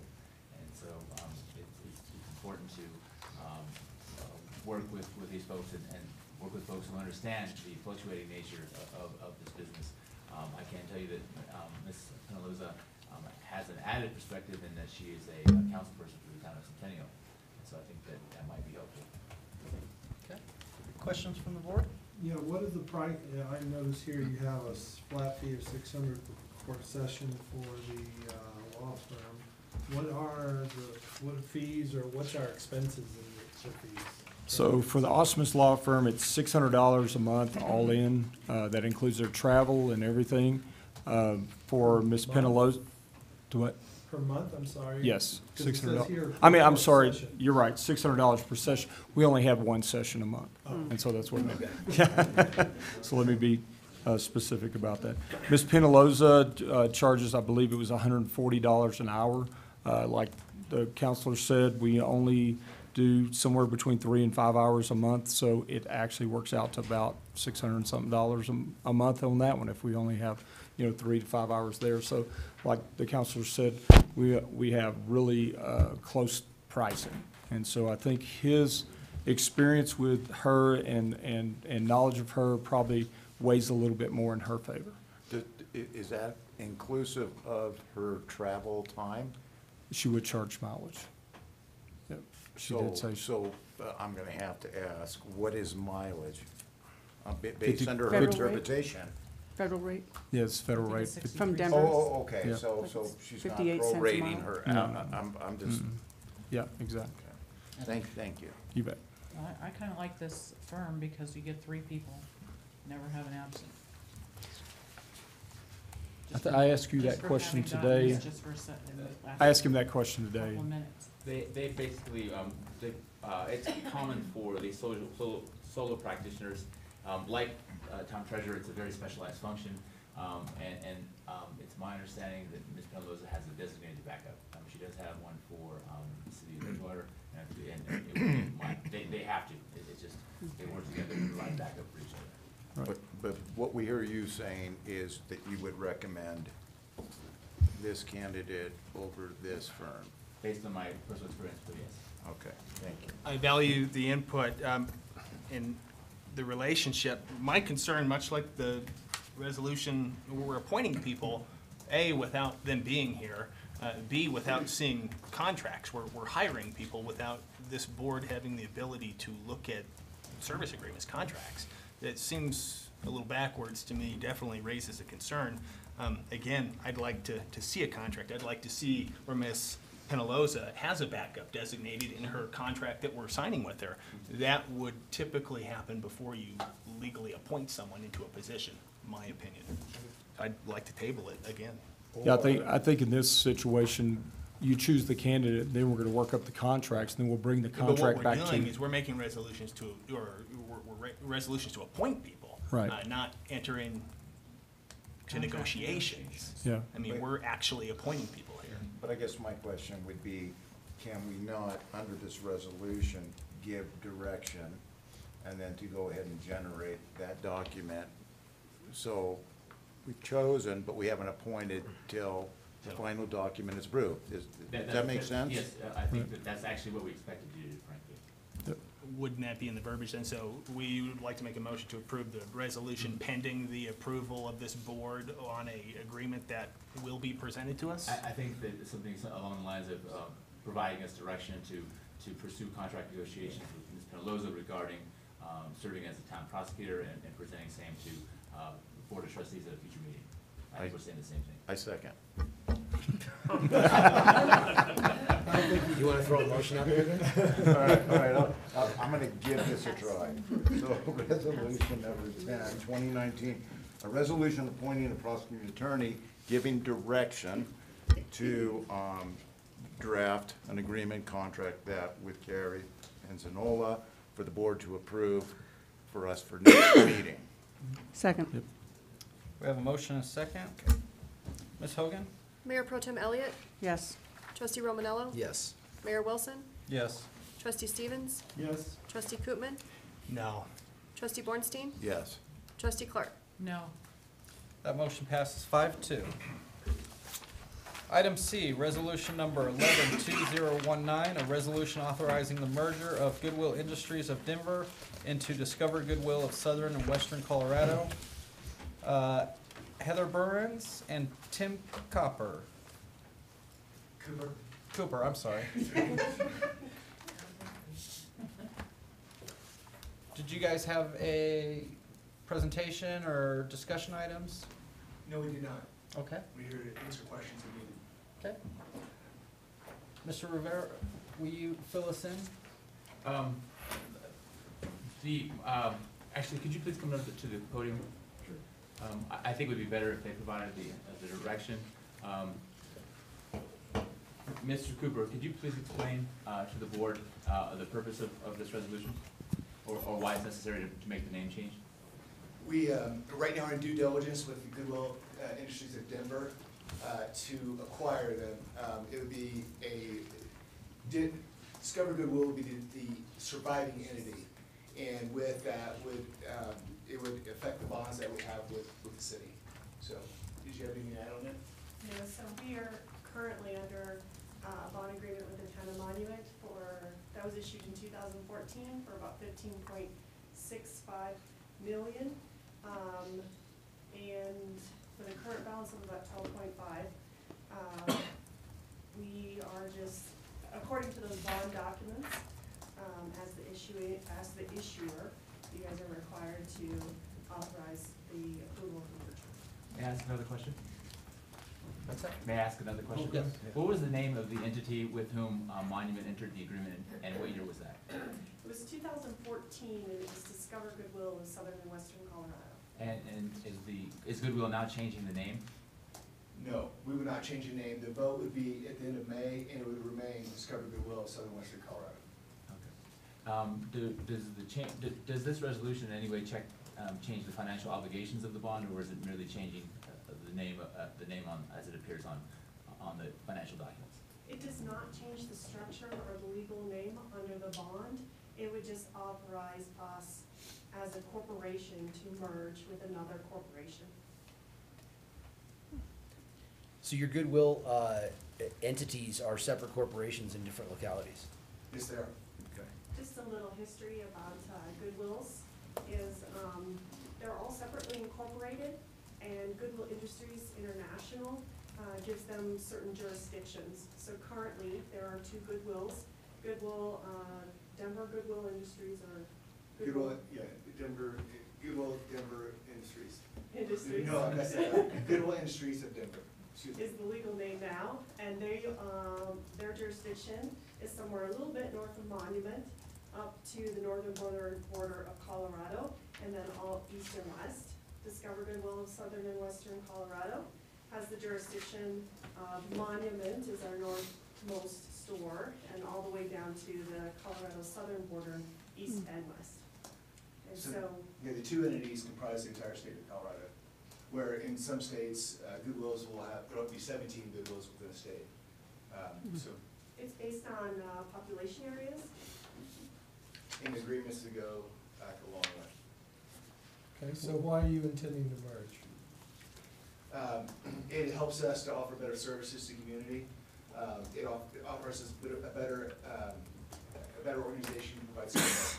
I was mentioning that there's 17 Goodwills in different, the state of Ohio has 17 Goodwills, 17 different HR departments, 17 different operations departments. Having one merged organization will provide us a better scale organization for both organizations. Mr. Mayor, I just had a question for our attorney. With them merging, does this expedite as far as payment or due on what the bond is? Now they're merging and there's additional revenue, or how does that impact that? My understanding, and please correct me if I'm wrong, but my understanding is basically the point of this resolution is to change the legal name of the entity ultimately responsible for the legal, on the note, so that it transfers both the obligation and the benefits to a differently named entity. And that's basically all it does. Is that correct? Well, we have a different understanding about that. It's not to change the legal name. It's just that as part of those bond documents, we just needed approval from the town of Monument. For the merger. Since we were the issuer for the merger. For the merger, yeah, because your name's There is staying the no same. legal- yeah. You're the one absorbing. Yes. Is there, other than efficiency, is Denver Goodwill in any kind of trouble or sinking ship that's gonna cause you financial heartache, which would cause us financial heartache? Not that it would cause financial heartache for default of the bonds. So BBVA Compass is the banking partner behind these bonds. They have certain covenants in place to protect us from a possible default. It's our understanding that as a merged organization, that we would be able to still comply with the covenants of that loan. There's a debt to equity covenant. There is what they used to call a fixed cost covenant, and there's a liquidity covenant. Is there any way I could see any of those documents? Do you have them available for review? The Those- covenants? Yes, those covenants? documents that you just spoke of. Yes, it's in the original bond document. Do you mind if I pull them I up would on the love to see computer? that, yep. I just have a question, Mr. Rivera, have you had the opportunity to review these bond documents as well as the merger proposal and what all is entailed with that before we approve it? No, I did not review the bond document. What I looked at was basically the statute applicable and basically the reason for it, which seems to be essentially just the actual corporate merger. And my understanding is that it's essentially a name change. And she differed on your opinion. Yeah, and it's $12.5 million left on the loan. Well, and BBVA Compass is also involved in the security, and that bond Yeah, is I can also see it. securitized. So for example, it is secured by our monument store that we built here. It's, right now, it's secured by about $6 million in required liquidity within Discover Goodwill of Southern and Western Colorado. BBVA is in the discussion point, because BBVA will also need to sign off on this. I was gonna ask, have they done that yet? Yes, they are waiting for this consent, and then we'll get their consent at the end of April. So it has to go through their creditors as well, and so they're looking at the financial information in very detail. They go back about 3 years with both entities and make sure that we're at a point where we will be able to sustain those covenants. It's also secured by 5 other Goodwill locations located Pueblo, Colorado Springs, and Canyon City. So like for a summation, a little bit of a summary, this would be like an assumption of one person substituting their credit status for another, or one corporation doing it for another, and becoming a substitute, assuming the original obligation. Is that correct? No, there's really not an assumption involved. What it is sometimes if you could just break this down into a typical contract. Let's say you've got a contract, a lawn maintenance contract with a contractor. You may feel like you want to have some control over the contractor or how they're providing services. So you could enter into a contract with them and say, we will be in a contract with you as long as you remain this legal entity. If you decide to merge with another organization, if you decide to subcontract the work out, for example, then we would need to sign off on that. So it's really not a substitution at all. We're still responsible for the bonds. BBVA Compass is still the bank behind that, making sure that they're looking at from a banker's angle and making sure that the loan is secured as But they're best waiting as on they can. Monuments approval first. Yes, Ms. and it's because we had to issue those bonds through the tax exempt bond issuance, and so we needed The bonding authority a of bonding Monument. authority. Right. Exactly. I think we need our lawyer to look at Mr. this. Mayor, and I don't know if Mayor Pro Tem Elliott was around when this was voted on. Showing my age, I was. And I would only suggest very strongly, because it was kind of expedited when it came through the process, and I was going back through my notes when this started. I would like to have our attorney review this, because I feel like we're being rushed here and just going, hey, agree to this, and I think we just need to do it the correct, appropriate way. You haven't seen the documents, have you, Mr. Rivera, as far as the merger proposal? No, I have not. Can I Yeah. get a copy Frankly, of those I think what I would suggest is to have bond counsel, his name, first of all, whom I work with, Mr. Sean Willett, and I think it may be helpful for him or someone in his stead. The original hope was to have the CEO of Goodwill or Mr. Willett here, and that wasn't possible. I think that there was some urgency on Goodwill's behalf because of the time constraints regarding the conveyance. And so we tried to accommodate that, but hearing your concerns, we certainly can go back to the table and make sure that we relay to Goodwill the importance of having the appropriate people here to provide answers. And I would like to see the appropriate documentation behind it. I mean, it's hard to approve bonds if you've never laid eyes on them. Well, the bonds are already done. Yeah, I'm just saying that, yeah, I'm just saying the documentation about them. well, I'm not sure what I mean, and I think there's some miscommunication about that point, and I'm not as precise with my language as I need to be, but basically, the bonds are done. It's really talking about, Approving the merger, it's merger. approving the merger. Approving the merger. What is your time constraint? What are you guys up against? We were hoping to merge, the original date was April 30th. And so that was why we were under the time constraint. And now we're pushed to approximately the end of May, so. Okay, all right. So returning in 2 weeks would not be a problem, as long as we have the appropriate people here. And the Right. document- You know, and Charlotte Grazier, our CEO, apologized in advance for not being able to attend. She's in Denver. I think we should push this off for a couple weeks. The two things that I would want to look at on this is, I just like clarification on the backup. I mean, the bonds are issued, that's a done deal. It's more about the merger, so I would want to know, is Denver a sinking ship? And so is the sinking ship going to affect their positive ship, if that's what it is? And then just clarification on the backup to these bonds and what that is. Is that? Yeah, and I'd like to know- I'd Mr. like- Rivera, is that, just let me finish real quick. Sorry, excuse me.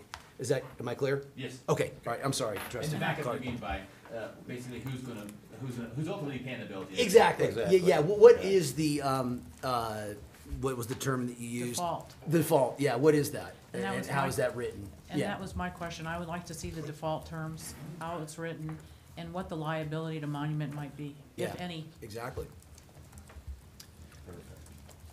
Do we have a motion to postpone? We have a motion to postpone? Table. Table. Table. Do we have a second? Second. We have a motion and a second.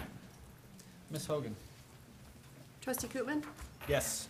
Trustee Bornstein, Yes. Trustee Stevens? Yes. Trustee Clark? Yes. Mayor Pro Tem Elliott? Yes. Mayor Wilson? Yes. Trustee Romanella? Yes. That motion passes 7-0. We will see you guys are representatives in 2 weeks. Great, thank you. Thank you. Do we need to sign this? No. Resolution 12-2019, a resolution to support a contract initiated by Tri-View Metropolitan District for professional engineering services. Mr. Tharnish. Okay, the resolution you have in front of you tonight is basically, we are one of the 4 entities that are pursuing this reuse pipeline coming from Colorado Springs Utilities. This is the first step in the engineering portion of it. And I have in there fiscal impact not to exceed $17,000. And at the end of that, as you can see, the original contract is worth $65,500 divided by 4, it comes out to be 16 and change. I just rounded to make it look good on paper. Any questions? Questions from the board? Thanks for all your hard work on this. This is exciting This is stuff. very exciting. Thank you, Tom, for all the hard work you've done on this. If there's no further questions, or did you have a question? No, I was just gonna do another Go for motion. it. Motion. I'm just on a roll tonight. You are. Resolution number 12, 2019. Resolution to support a contract initiated by the Tri-View Metropolitan District for professional engineering services where the costs are to be divided evenly amongst Tri-View Metro District, Whitmore Water and Sanitation, Denawa Water and Sanitation, and the town of Monument. Second. We have a motion and a second. Ms. Hogan? Trustee Stevens? Yes. Trustee Koopman? Yes. Trustee Bornstein? Yes. Mayor Wilson? Yes. Trustee Clark? Yes. Mayor Pro Tem Elliott? Yes. Trustee Romanella? Yes. That motion passes 7-0. Discussion items, code enforcement position, Chief Shirk. Sorry. Can you start the Late timer, already. please? I hope everybody's had an opportunity to review the job description as asked, and just asking for permission to move forward with hiring a code/special operation and maybe a chief. Sorry. Questions from the board on this job description? No. No, I was choking on my soda pop. Time's up. Seeing none, Looks great. the board agrees moving forward? Yep. Yes. Okay, we'll move forward with the advertisement, hiring, and clean up your backyards. I still have snow. Can I use this extra 2 minutes? Public comments. Public comments are limited to 3 minutes. Do we have anybody who would like to make a comment?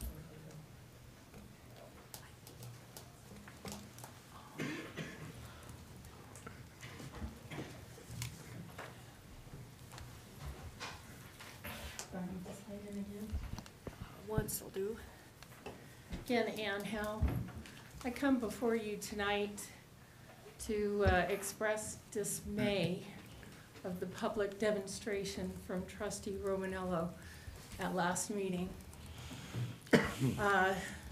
Kelly Elliott followed me tonight to this meeting, so if we want to get talking about creepy stalkers, we can do that.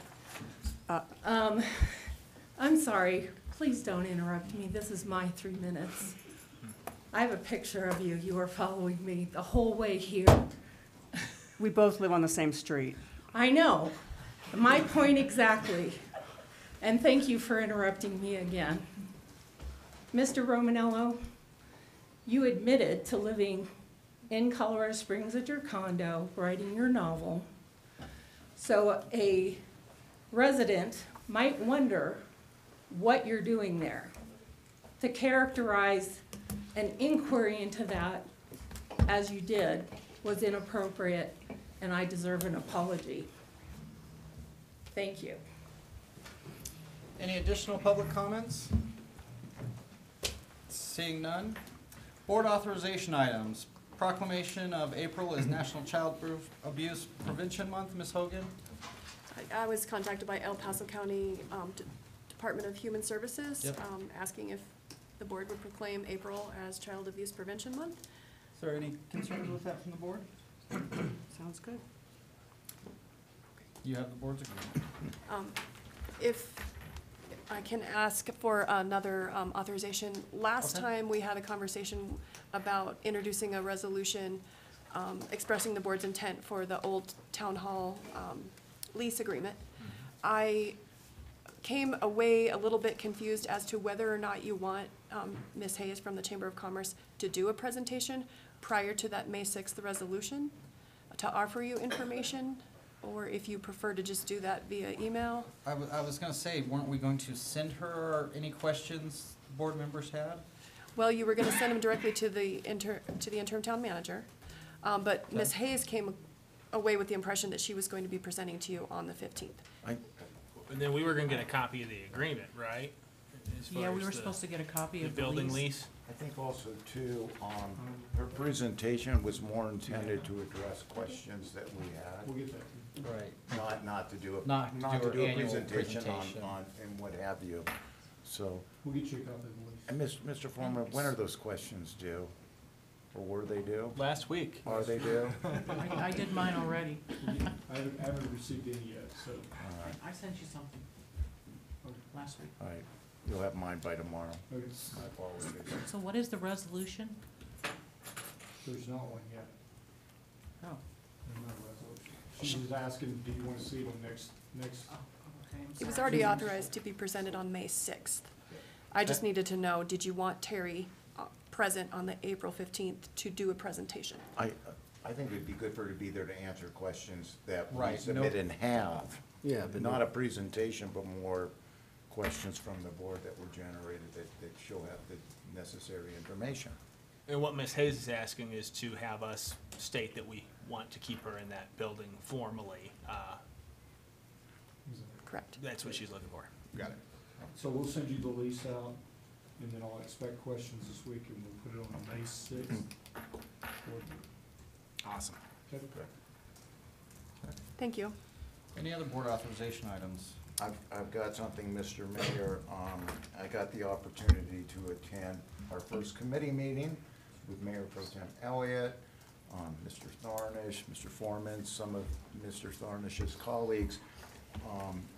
And I think we discussed some facts behind current rates, where we're going, but more concerning is our infrastructure. Because with all the great things we have going on with the water, it's gonna be meaningless if we can't deliver the water. And I think a number, Mr. Tharnish, if you can correct me, we have some 21 miles versus of lines that are going to need to be replaced, whether it be today or tomorrow, based on age. I'd like to get this on the agenda because we really need to look at rates with an implementation sooner, not later. So, Can we get the financials to take a look at that for the water rates? I'm just gonna make a comment, this is probably not the time. It doesn't matter if our outlining cities are $100 a month or if they're $1 a month. We've got X amount of lines that are leaking that need to be replaced, and we have to incur those costs, so that's part of the discussion.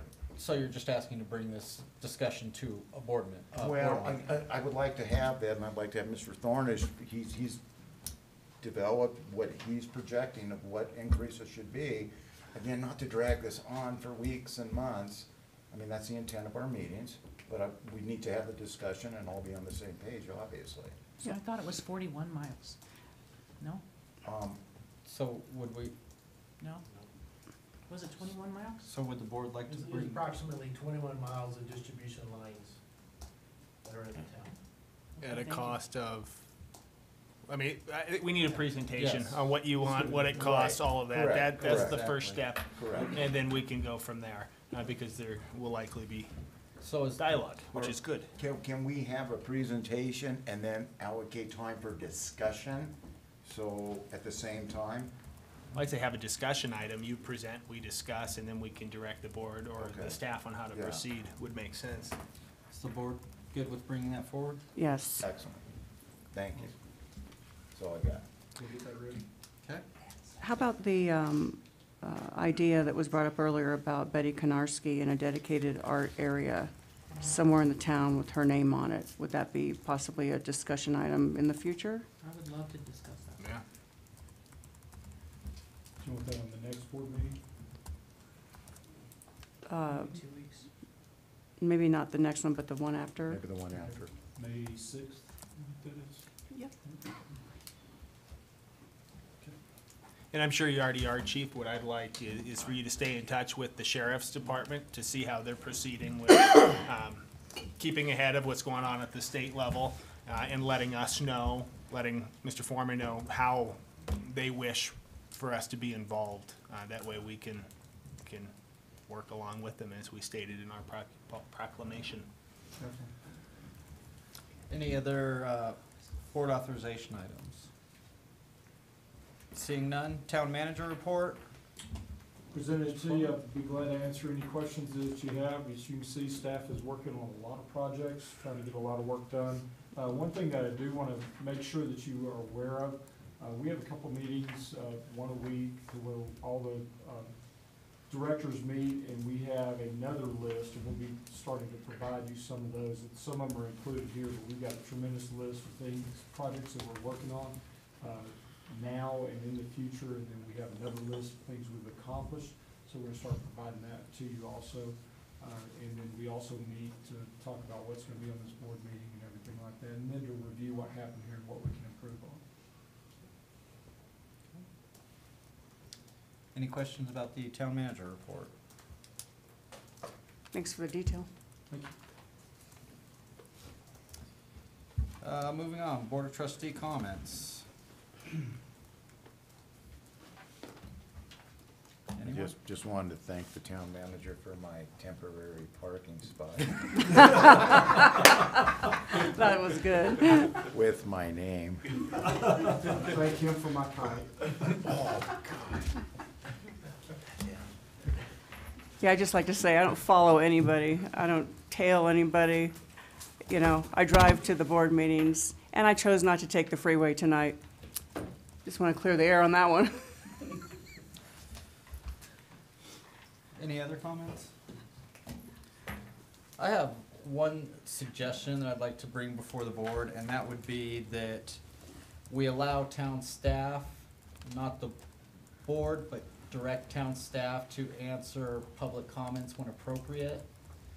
We've had multiple occasions where town staff has responded to a member of the public without the response part. They sit here and say that they didn't get responded to, or there's been some sort of miscommunication. When appropriate, I think the board should allow town staff to respond to public comments.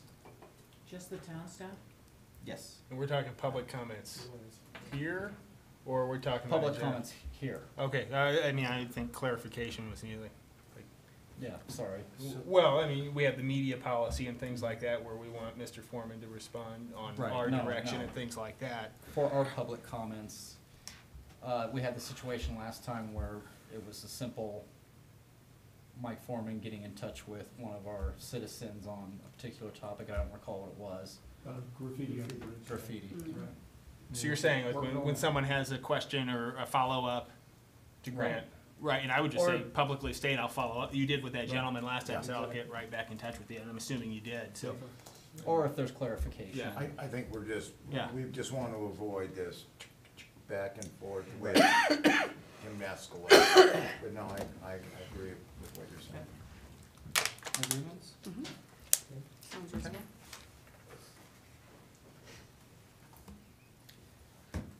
Okay.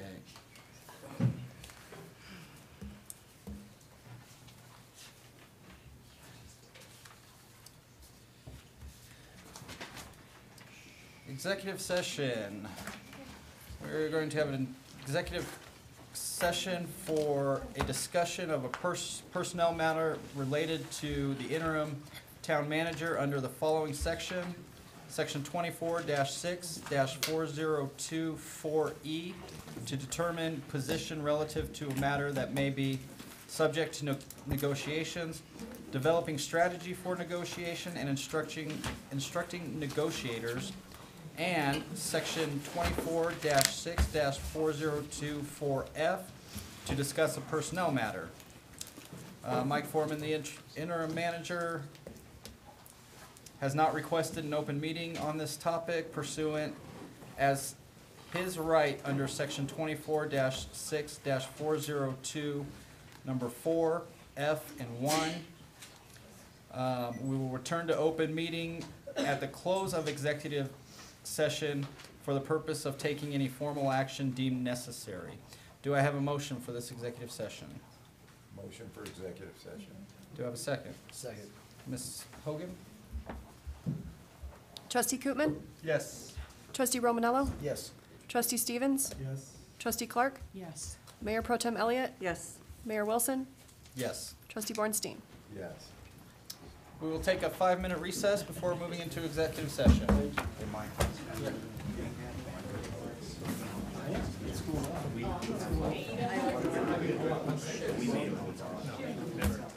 That's why it threw me off. I don't know.